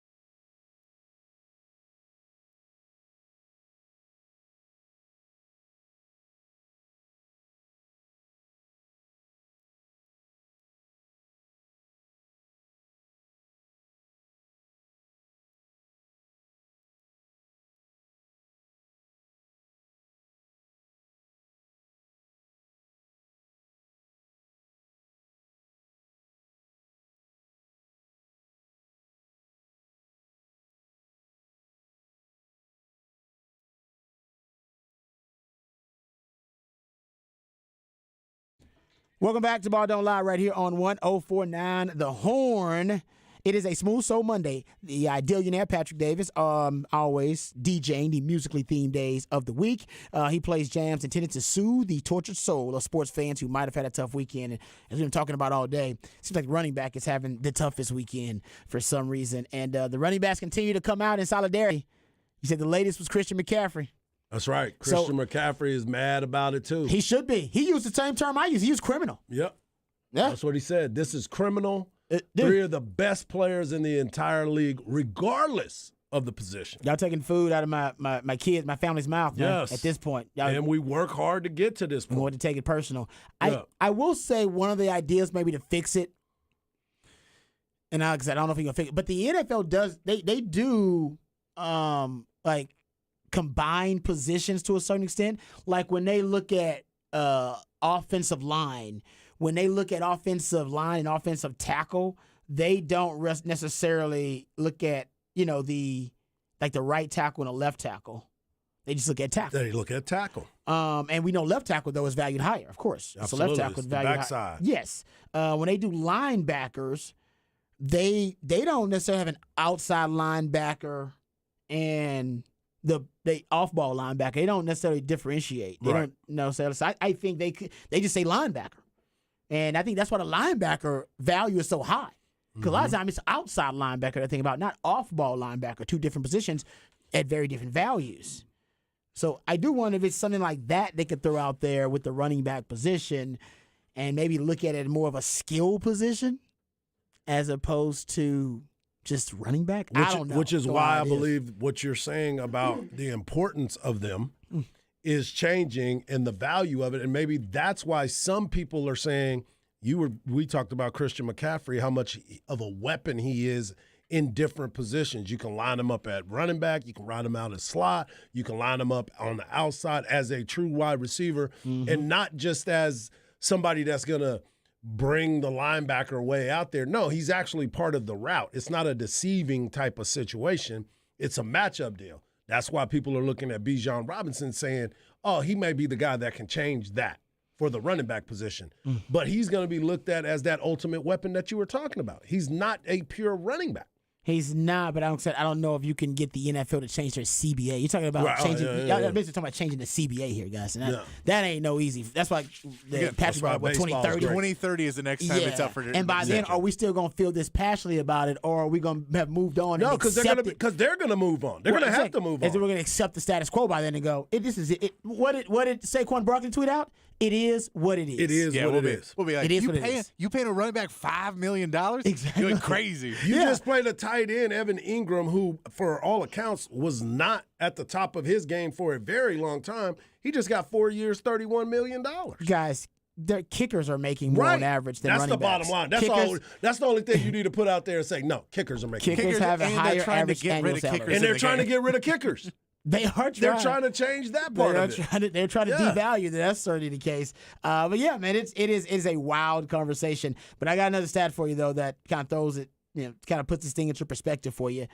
And this is why NFL teams, I don't think they're going to reverse this trend at all. Last 8 Super Bowls, 16 lead running backs, right? 1 for each team. Yep. 5 rushed for 1,000 yards. That's just a little over a third. Mm-hmm. There were 6 ranked top 10 in rushing. That's, 37%, a little over 37%. And 3 ranked higher than number 8 in rushing. By the way, those 3 were 0-3 in Super Bowls. The last 5 running backs, basically not named Henry to rush for 1,500 yards, all missed the playoffs. Yep. So Derrick Henry in the Titans model is the only one that's really working to that old school extent. Remember, that's because he got a whole Shannon runs coach. the ball a lot. Shannon runs the ball a lot, but it's not necessarily one guy. It's not a one workhorse back, and it uses a lot of guys with multiplicity in their skill set. The last time a rushing champ was in the Super Bowl, anybody remember this? A rushing champ? Rushing champ in the Super Bowl. Led the league in rushing, also in the Super Bowl. Last time. Exactly. Yeah, racking y'all's brain. 2005. Who was Sean Alexander? Oh my God, Seattle. Wow. Jeez. Guys, it's like I said, the analytics they all are glaring. It's pretty obvious you should not be investing in running back. We just feel bad for them. Yeah, we do. Like I Because said, everybody else getting money. everybody else kind of getting money out the deal. Like I said, our comparison, like the comparison that I made to teachers and like nurses, there are some essential professions that are devalued in terms of wage and compensation. That is true, but hell, I guess maybe nursing is more appropriate because that industry is known as an industry that is producing a ton of revenue, the healthcare industry overall, but they aren't paid what they're worth. The NFL is a $17 billion a year entity, and yet running backs are considered essential, and they're not being paid what they're worth. Our education ain't that much money in it. Yeah, I think at the higher education areas, but that's a different kind of racket. I think there's also this weird line that everyone's trying to walk into of like you have to have a running back that can do things. You can't just have no running backs and no bad, because then it overexposes and they don't guard it and you can't play that way. So you have to find that middle line of serviceable running backs and get a room of 3 serviceable running backs, and then you can be fine. But all these teams keep trying to do that and they can't do it. And then they're like, well, I'm not going to pay a bunch. Like, we just pay a guy a reasonable amount. It doesn't have to be $15 million contracts, but $8-9 million a year is more reasonable than going to Saquon Barkley and being like, you know what, we want to pay you on a year-to-year basis, and we want to give you $3 million a year, which is where it's at right now. Which is insulting. Yeah, those guys are immediately insulted by it. Actually, the salary cap is doing them a favor. Like, the salary cap now, considering what they're sometimes being paid, considering what running backs are now valued at, that's higher, even though that is the only position that has dropped in franchise tag value over the last 8 years. Only one position is now getting less money on a franchise tag than it did in 2015. That will be running back. It's crazy. Okay, let's get to some college football discussion here, gentlemen, because you brought up something hard about Brent Venables that I had not seen. So I have not seen or heard any of this. Oh, my goodness. I'll give you the floor because I've not seen or heard any of this. You gave me a little summary during the break what it's about. But Brent Venables, and this is a guy, listen, I hope he does well, but there's a lot of pressure. A lot on Venables there at Oklahoma, just because, and it's not, by the way, his fault. He's following 2 Hall of Fame coaches. You talked about this before. Yeah, Lincoln Riley and Bob Stoops. Yeah. And it's just very rare in sports, any level, any organizational program, to hire 3 Hall of Fame coaches in a row. As Harsh pointed out, Steelers are probably the only franchise that's done it. Yeah. And Texas baseball is trying to do it, but it's just tough. And I think there's a lot of people in Oklahoma now thinking, Venables, he definitely not a Hall of Famer. And if he's not a Hall of Famer, what is he? Yeah, and that's the part right there where everybody is starting to look and say, oh, we're pointing fingers. We're going to try to see who's next. The disappointing performance at Oklahoma last year, winning 6 games, that's not what Oklahoma football is used to. They're used to competing at every level all the time, at the highest level, all the time. Well, everybody always wanted to know, why was it that you didn't go after the transfer portal? Why is it that you're not trying to overhaul your roster? But everybody always wants to bring Deion Sanders into the conversation because of what Deion had to say and had to do with his program. Again, you do your program, I do my program. But Venables thinks that it's okay to throw Coach Prime's name out there, and here's the sound of him talking about Deion Sanders. So you can talk about a culture change and, a resetting of the standards and what the expectations are. I gave guys 12 months of grace, and I was unlike Deion. I gave guys 12 months of grace to figure it out. Here's the 3. Go to class, live right off the field. And when you show up over here, man, you show up with respect and appreciation for your opportunity. And if you go 0 for 3 for 12 months, you need a fresh start. So we help 21 guys, give or take, find a fresh start. So you can talk about it. So you sit there and you look at how the overhaul of Deion's program, and that was something that he chose to do. I mean, everybody has the right to do whatever you want whenever it's your program, right?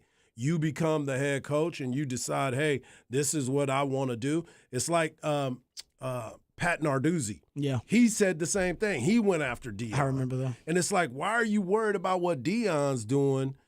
You need to worry about your own program. I don't know why they worried about that. They ain't even playing Deion. So, yes, and they're not even on the same schedules against each other. And Deion, he always talks and Deion's going to talk his talk. But Deion said, why y'all always worrying about what I'm doing? Oh, no. Control what goes on in your area. Come on now. So Colorado decided to flip their roster, and now all of a sudden you're mad because they did it? You worry about what's going on at your place. Because what did that do for you? You know what it brought you? It brought you attention because now your team that was 6-7 last year and underachieved, now you are under the hot seat. That's on you now. It is. Because now your fan base has decided, what'd you say? Well, he's not Hall of Fame. What are we going to do at this time? Yeah, at this time. That's the opinion. So now what are you going to do in this situation? So to me, it's always interesting when you live in point fingers at what somebody else does. Worry about what you're doing. Worry about your backyard and how you need to make sure that it's cleaned up. You don't have to go out there and put Deion's name in there because you felt like, oh, I'm gonna give me a soundbite real quick. Mm-hmm. Oh, this is gonna be all over the place. That's exactly what he was talking about. He's like I said, why mention them when you can reference them without mentioning them directly? Yeah. People would know who you're talking about. All you got to do is say some coaches decided to go one way and I decided to go another. You say that's not my style? I'm just going to give them grace. Yes. Just like you did. You just didn't have to put his name out there because Deion going to come find you. I'm sure if Deion's I ain't hard to find. What does he say? We coming. We coming. We coming. But honestly, you're helping Deion out. This is what Deion wanted. Right. Deion wanted that he would constantly be trending and he would make Colorado an it program, not from the sense that they're winning already because they're not winning, but that they're talked about. Right. That they become a conversation piece. When you talk college football, they become one of the programs you bring up again, and they now are. And they haven't even played a damn game on the Deion yet. People keep bringing up Colorado. Right. I don't even know when Pac-12 media days are. Have they had the media days? Nobody's talking about They're it. already getting love. Yeah, exactly. So, yeah, man, it's now that you bring that up, I'm going to have to find that out because I definitely want to talk to Deion. I want to hear what I'm saying? I want to hear what he said. Nobody will cover Pac-12 media days, like nationally, really, but there will be plenty of stories coming out about what Deion says when he's at the podium. I would have to agree with you on that. No doubt. Yep. We all going to get them little slices of audio Exactly. and videos when Deion's at the mic because he's going to say something that's going to go viral because he understands, no, I'm here because of my brand, and I give them added value. They're going to talk about Deion. When they talk about Deion, they're going to talk about Colorado. And what did Brent Venables do? Talked about Deion, and now we're talking about Colorado. Thank you for marketing me.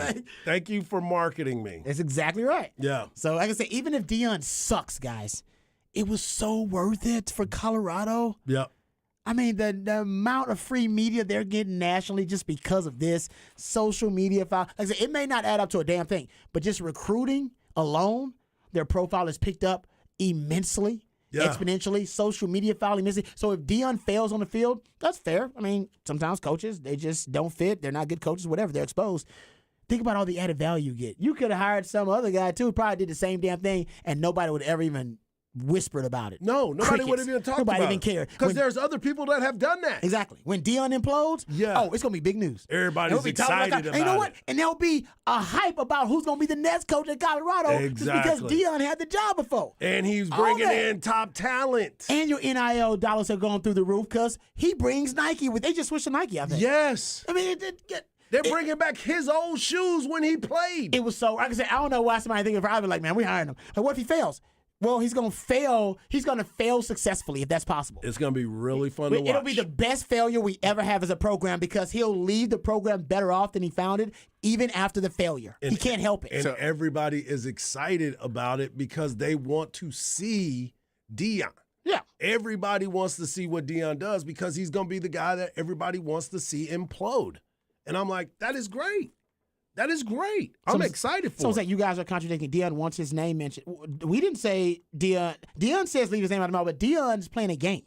So Deion is playing a game right now with the media and with everybody. And he says Deion isn't attention. Yeah, of course Deion wants attention. He wants attention for the program. That's what we're saying. And not only that, he wants attention for the program. He wasn't the one that was talking about his program. Other people are talking about his program. Yeah. So I'm confused about that. He's defending his program. Exactly. Deion never said anything. Brent Venables brought up Deion. Is the one who brought it up. And then Deion responded. Yep. So basically told him, what's he talking about? Deion's living rent-free in a lot of coaches' heads right now. Ding, ding, ding, ding. Whether you agree or disagree with his tactics, that's not what we're talking about. We're discussing him lifting the profile overall of Colorado as a program, and there's no question whether you like him or don't, and it's clear the texture does not, but there's no question. We're talking more about Colorado, and more people will. They're going to get more national games, stuff like that now, because of Deion's profile. That's just what we're saying. Yeah, That's just a facts. So we talk about here. Pac-12 Media Day is Friday. They do it. They do it all in one day on Friday. It. Yeah, all 12. What is their number? I don't even know. It is Pac-12 Media Day. I guess they got to give the room up. Yeah, couldn't afford the rent for multiple days. Yeah, SEC goes 4 days. Yeah, Big 12 does 2. Big 10 does 2. Pac-12 packing it all into a day. and just remember this, guys. Last year, this team that everybody's trying to figure out why Deion got rid of everybody, they won 1 game last year. You tell me that was a good team as a whole. And then you sit there and you look at some of their stats from last year. I don't even think they had a 1,000-yard rusher last year. You know what I'm saying? So what are you talking about? I haven't kept up with Colorado. Yeah. I haven't kept. Now I'm keeping up with them, but I haven't kept up with them before. Yeah. Okay, so let's get to some more college football nuggets since we're talking about it. Greg Sankey, actually, and we played the cut from Steve Sarkisian actually disagreeing with Greg Sankey about the early signing period and them wanting to change that. But Greg Sankey also took umbrage with the Big 12. Is it deputy commissioner, I believe it was his official title? Yeah, was deputy commissioner. Deputy Tim. Deputy Tim. I like that. Yes, who basically said that, he hinted or implied, I believe he actually used the term reluctant bride. He did. When discussing Oklahoma. Yes, he did use reluctant bride. Yes, he called them a reluctant bride. And Greg Sankey wanted to clarify this. He said, quote, in Oklahoma's case, I'm not as convinced that was the issue for them. This is what the original quote said, Reiser, the deputy commissioner.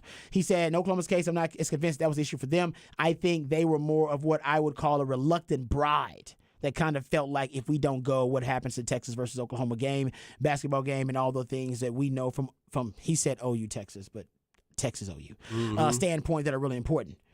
And Greg Sankey responded to this. He said, let me be clear. That's fiction, period. That's fiction. Mm-hmm. He said the outreach was from both equitably. It was done at a presidential level, directly and clearly. Joe Haraz and Jay Hartzell were both equally clear about their interest in joining the Southeastern Conference. So he's saying that's just his opinion. Maybe the bad joke that Patrick pointed out that somehow got out of the boardroom. Yeah. But yeah, so that is not and I don't think that's the case either. Oklahoma, I mean, you're talking about one of the best run, football programs and athletic departments in the country. I do think they would do their due diligence and they'd be, not only their own kind of they'd masters of their own fate, but I also think they may have been in touch with the SEC before Texas. I would love to know who got in touch first. But I think Oklahoma for years have stated that they have a culture, a football culture, a sports culture that fits the SEC better than Texas does. And Texas fans, they can't disagree with that because for forever, Texas Longhorn fans thought the Pac-12 and maybe the Big 10, hell, maybe even the ACC were more academically compatible with Texas and maybe even with Austin. Because the SEC is a lot of towns like kind of in the Big 12 where they're college towns and they're not major metropolitan areas like that kind of thing that you have sometimes in Pac-12 country. So for a while, people thought Texas, maybe they're more compatible with the Pac-12. Pac-12 is a disaster. But I can see Oklahoma's officials for years saying, no, we're more of an SEC program. Right. Like we can play SEC football. We're that style. So I don't know. I would love for somebody to get the actual facts on who reached out first. Yeah. And did Texas reach out to Oklahoma and Oklahoma reach out to Texas first, or did they call that separately? Was in some back room somewhere. He's saying equitably, they both reached out separately, kind of equitably on their own. So, also Greg Sankey. So we're talking about Greg Sankey, the commissioner of the SEC. He did attend Texas High School Football Coaches Convention, and he stated that he disagrees with Brett Yormark's idea to play college football games, Big 12 games on Friday. I concur with that. I agree the same thing. There's no way you should be playing football games in the state of Texas on Friday nights as a college. He said, I've been very clear in my conversations with our state high school athletic association that I think we still have a responsibility to you in the high school role that shouldn't just be overrun because we need to access the television window. So Sankey is against Friday night college football games. Looks like Brady Yormark is for him. So is Jeff Traylor. Jeff He's Traylor for was very Friday or against? No, he's against. Okay, that's what I Jeff was Traylor's like, no way. Because he's a high school coach. Because nobody's going to come and watch our game. They're going to be at Smithson Valley. He says Smithson Valley and Cibolo Steel. People are going to go watch that game. What are going to watch their kids? Exactly. Exactly. So if you're going to have parents that are making decisions to go watch my kid play football or go watch, the local college program, hopefully they're choosing their kid. Yep. And I think that's what Coach Traylor's saying. I agree with him 100%. All right, there's some Sark sound. We can table that. We can play that next segment. And we can also get into a little soccer conversation. Austin FC with a win. Also, Lionel Messi introduced officially for Inter Miami. Huge deal for American soccer. I mean, this is outstanding. Is the biggest acquisition for any MLS team in the history of that league. And I don't know if the biggest acquisition for American soccer, period. I mean, I know American, not national soccer, but just as a community, as a soccer culture in this country, getting somebody like Lionel Messi to just for American soccer fans to be able to watch. Yeah, it was kind of outstanding watching that whole thing go down. It was crazy. Yeah. They sold out the stadium. Yeah. For an introduction. They sold it out for an introduction. Oh, yeah. That's what it's supposed to be. What? They just came to yell and scream that he's getting introduced? Like, yep, that was it. Yep. Unbelievable. I love it. All right, so we'll get into that a little bit. Talk some Austin FC and also hear from Steve Sarkisian. All that and more right here on Ball Don't Lie. Wonderful on the Horn.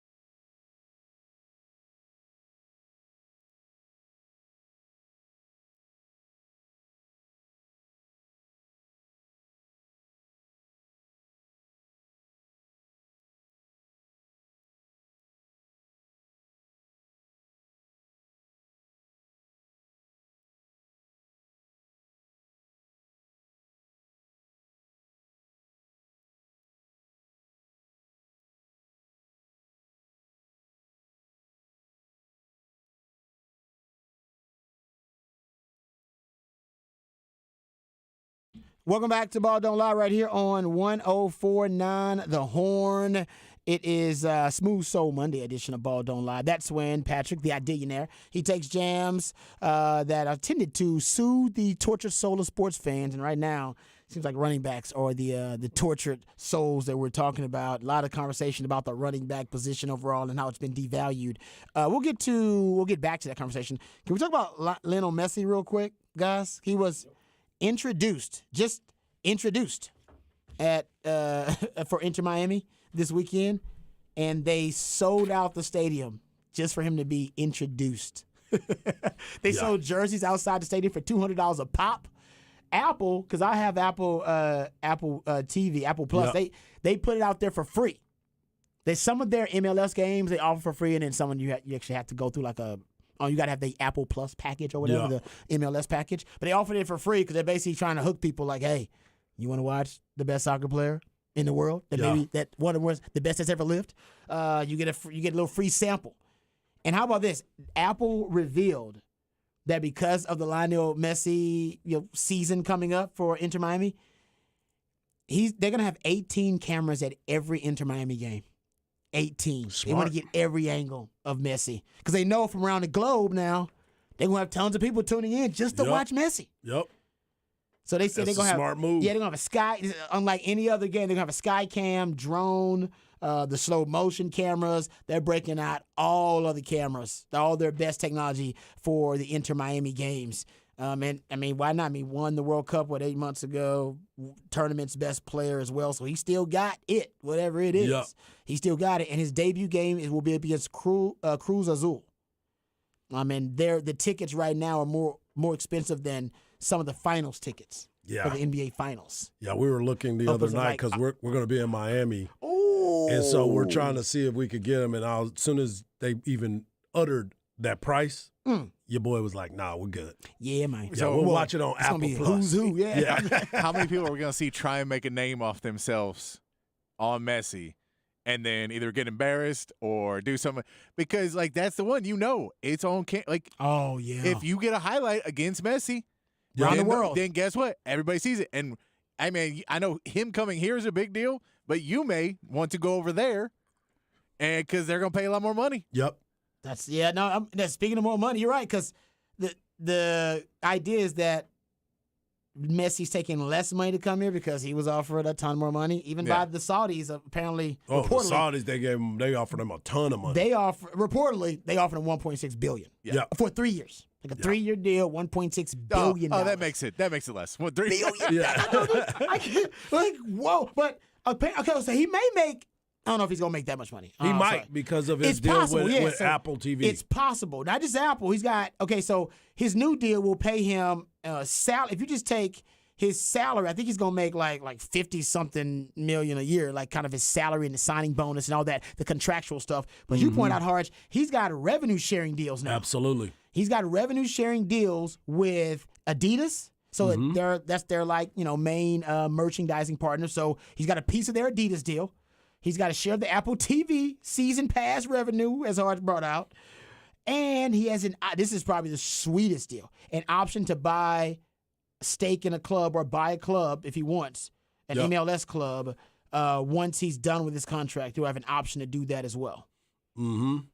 So, yeah. So it's a deal. You're right. In the end, depending on the value of MLS and really him bringing his presence, his brand to MLS is also going to increase all of those revenue shares. Yep. Because people are going to buy more Lionel Messi jerseys. Exactly. So Adidas, he gets a piece of that, and they're going to be watching more season pass on Apple TV. He gets a piece of that. Yep. And you start looking at this, and I saw this online today. With his introduction, you brought that up, but David Beckham came over in 2007, who, by the way, David Beckham is part of the ownership group that brought Messi over there. Yep. So in 2007, the MLS annual TV deal was $8 million. In 2023, it's $250 million. Straight cash, homie. The average MLS attendance in 2007 was 15,000. Now it's 21,000 average. That's plus 40%. Yeah. And it's going to go even higher because of what you said, where Messi's in the league. Yep. The average franchise value was $37 million. It is now $579 million. And everybody thinks, they kept saying he's not coming to retire. But if you start thinking about everything that goes into it, to your point, Rob, there's so many different things that have happened throughout this time because Beckham came over as a player. That was the blueprint. Now he's the owner. That was the blueprint. So all these players are now trying to figure out, man, it's kind of like all these sports athletes that are investing in pickleball and all these other different avenues because they're diversifying and they're doing their money. Soccer team, exactly. like lower level soccer teams and stuff. LeBron has a team that's over there in the Premier League. No, you're right. They're realizing that, hey, man, if you want to make a difference, get into ownership. You want to monopolize your money, get into the ownership part of it. Because don't be a running back. Yeah, mamas don't let your babies grow up to be running backs. They should have made that song too. Exactly. But to your point, 2007, that's a great point you bring up about David Beckham because he bought Inter Miami for $25 million. That was a part of a clause in his contract at the time.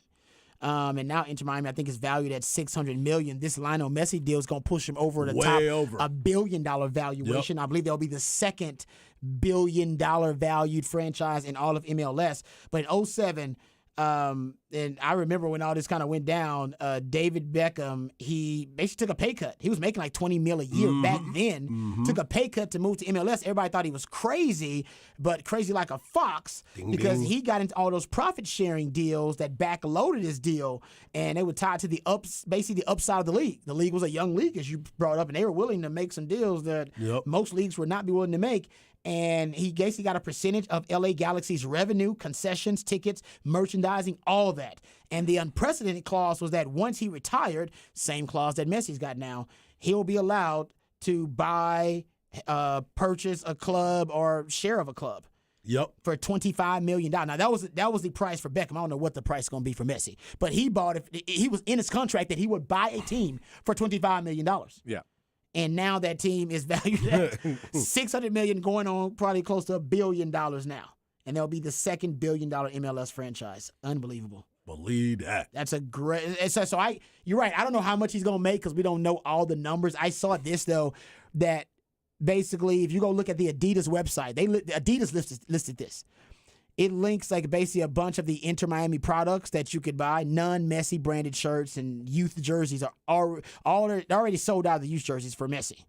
But the quick math, and this comes from a Sports Business Journal. Quick math, 2 million jersey sales are projected this year for Messi. Yep. $150 average price. That's $300 million in revenue. Wow. The clubs keep 15% of that money. Inter Miami would get $45 million in jersey sales alone. That would double the club's revenue overnight. And doesn't even count tickets, sponsorships, TV subscriptions, concessions. That's just all. You're talking about jersey sales. Right. Dude, he's a cash machine. It's just brilliant to bring him in. How about this? They in the first couple of weeks that they announced the signing, they had 6 million new Instagram followers. Easily. They easily 6 million Inter Miami. 6 million. Mm-hmm. They gained how about, and this comes from Joe Pompliano. He came and said Inter Miami now has some of the highest Instagram following numbers, or at least they have some of the highest amount of Instagram followers, I should say, than most NFL, Major League Baseball, NHL, or MLS teams. You got to go compare them now. Yeah. Just from the Messi thing. That changes everything. They're adding them all the time. The first 8 hours, they added 2.1 million Instagram followers in the first 8 hours that they announced it. Right. Yeah. It's unbelievable. And the old squad he played for, was it PSG? Yep. That's where Mbappe is too. Okay, is that Mbappe okay? Yeah. was on that team too. They gained over 30 million Instagram followers when they had signed Messi in 2021. Since then, when they signed in 2021. And they went from 38 million to 70 million Instagram followers. Just like that. Just from signing Messi. And after he left the club, immediately, in 1 week after leaving, they lost 2 million. People just started unfollowing him. Wow. Just when Messi was like, we're following Messi. We ain't following y'all. Exactly. We following Messi. We following we ain't Messi. following y'all. Don't get it twisted. We following Messi, not y'all. It's unbelievable. It's gonna be great. like I said, I'll probably never get to see him in person. Will he come to Austin? They would definitely be here. But you better stay in touch. High ticket. Yeah, you're gonna try to get that ticket. You better start making some friends real quick. I don't think he's coming this season. I Not this season? I don't think it's this season, so we have to be next year. But still, that game is not going to be on. We're going to need enough time to save up money to try to afford a ticket. I know that's when the schedule gets released. I wonder. There's probably gonna be people trying to buy season tickets for Austin FC just to get that game and just back on me resell that. Yeah, that's what everybody did for Alabama. I agree with that. Yeah. That's what everybody did. And there's some people in Alabama. Austin with that kind of money. They were like, you know what? I'll just do it just to get the Messi tickets. Not that I'll sell the rest of the tickets. I don't give a damn. If y'all are those people, at Hardball Hards, my DMs are open. Oh man, yeah. It's a huge story. We'll talk about it more obviously as he becomes more acclimated. And then they start obviously putting him on the roster. And it'll be the story as if Messi comes over and that team still sucks.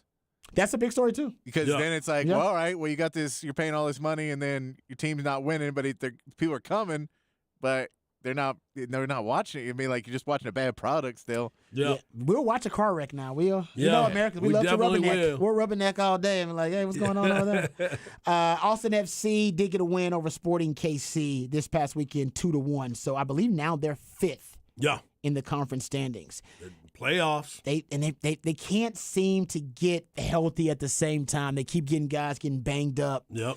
And Jerusi got pulled up. They got a couple of guys banged up in this game too. That's really this match. I have to say, this is their biggest issue is that they can't seem to get any guys healthy. And then when they do get some momentum, there's just an injury or some unexplainable loss. Yeah. Where it's like, man, how did that happen? Yep. So Austin FC still in 5th right now, so they still got a shot, still long season ahead for them. All right, we'll come back, we'll wrap it up, put it in the oven, let you know what's on tap.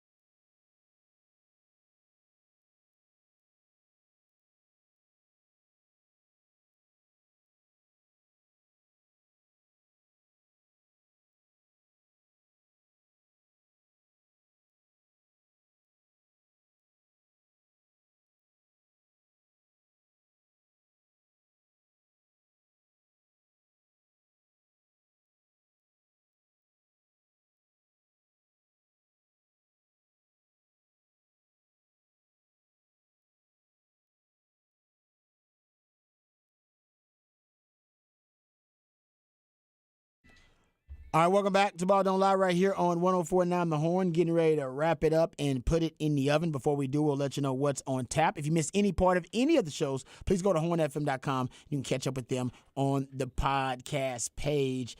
Harge did break some news to us about the number 1 overall pick in the NBA draft. Yeah, Wemby decided, you know what? I'm in Texas. It's hot as all hell up in here.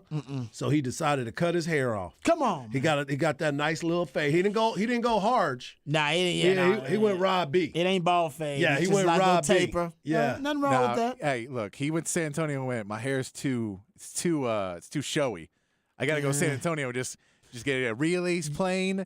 As plain as possible. Sorry, Wemby. You still gonna stand out, bro. You're 7'3". I know you're still trying to fit in, so you can just go to dinner and hang out. But everybody gonna know Wemby. But beauty is in San Antonio, they'll leave you alone. Yeah, they will. They'll leave you alone. They definitely will leave you not alone. like Brittany. They won't be trying to tap you on the back or grab I at you. don't know. or Some of whatever. these people might be running after him, dog. Well, I think the lesson was learned. All right, That is you a need very to good approach Wemby differently because it's secure. Pace yourself with the him. The security guy is good, right? Yeah. There's been no talk about No. anything happening with the security guy. No, It's once good. the video came out, everyone was like, yeah, this kind of happens a lot in life. He was doing his job. Yep. And turns out Brittany, he was coming out with a book, by the way. Oh, yeah, Pretty that's soon. why it was all for the setup, dog. She ended up being the victim of an unintentional hand to the face. Exactly. But What she's the okay. 5 fingers say to the face? But she's okay. Yeah. All right. We'll get to tomorrow. We'll probably have some SEC Media Days discussion. So we didn't get to talk about SEC Media Days. We have some. Probably some Jimbo sound because Jimbo, I believe, spoke to the SEC media. So we'll get to some of that tomorrow, and we'll talk some more college football. All right, what's on tap for you coming up tonight, Harge? What's on tap? I am going to watch a little bit more of The Quarterback or A Quarterback on Netflix. I'm down to 1 episode left. I got to get on that. You Still have haven't to. done it yet. You Yeah, have to. I gotta You get will on that. definitely enjoy it. And I hate to say it, guys. I'm becoming a Kirk Cousins fan. You like that? Ugh. I like him. You I like like that? him. You like that? Huh? I like that. Wow. When you watch this, It makes you a Kirk you're Cousins fan. gonna become a fan of him. That's why I'm not watching it. You just turned it. You I just turned told me my off son right the here. other day. I said, "Hey, dude, I really like Kirk Cousins, but he will not be on my fantasy team." No, I do not want to become a Kirk Cousins fan. I Yeah. respect the man, but I don't want to become a fan. So. No doubt. No, but I'm just getting a lot of good reviews now, so I'm going to watch it at one point. It is getting some good reviews. Yeah. Patrick, before I ask you what's on tap, I know, got a chance to watch Summer League basketball Yes. Yeah, because you were the one that previewed it and told us, hey, keep your eyes out because Sir Rice was going to make his Summer League debut, and he did. It's pretty damn good. He's looked really good. He played 2 games. Summer League's wrapping up tonight. But he played 2 games, looked really good in that position. The Spurs did. also just traded for Cameron Payne, so Oh, he ain't and- going to play much this season because they're basically going to put Jabari Rice at a point guard position. That's cool. That's what he was playing mostly for them in Yep. the Summer League. And he They looked want him to have the great. ball. He had did. 4 steals in that game on Yeah. Sunday. Right. So, like, he looked really good. He looked really comfortable out there. Mm-hmm. He was getting a lot of praise for how he was on the bench. That Yep. they were like, and even when Richard Jefferson's announcing the game, he's like, dude, I don't think the Spurs bench has sat down this whole game. And he was the one on the sideline being like, this is what we did at Texas. This is how we get hyped up. Man. We got to get going. So it was very cool to see him. And for us, we're going to get to see him for another year because he's going to spend a lot of time in Austin this year for the Austin Spurs. He's on a 2-way deal. So he may get to play some in San Antonio, but you're going to see him a lot here for the Austin Spurs. That's legit, man. Yo, he first game, 11 points, 2 rebounds, 1 assist. That was a team. He was team high +7 Yep. in plus minus. In that second game, Patrick talked about that 4 steals. Crazy. Then a block too, and 13 points. Yeah, he balled out. And it was fun to watch He him. really did. And I That's mean, he impressive. didn't get credit for all the assists that he was hitting guys that were running and 2 dribbles and a Yeah. basket. Or like there was a lot of plays that he was setting up really He was a well. smart basketball player. Yeah, he looked it didn't look like he had the rust that you would have expected him to have of not being able to start the summer league and all that. He came Yeah. out and took the most of his opportunity. So it was very much Hooper's fun to see hoop. that. I love how Hoop was confident hoop. he played. He played so Yeah. confident. Oh, yeah, no, guys. he definitely seems like a grown man out there. And he is one of the older players in the summer league. That's fair. That's a good point. But I mean, he did come out and play. You know, he's taking the most of this opportunity. Yeah. I will say tonight, Summer League finale. Yeah. The championship game, Rockets versus Cavaliers, which is basically Imani Bates versus Cam Whitmore.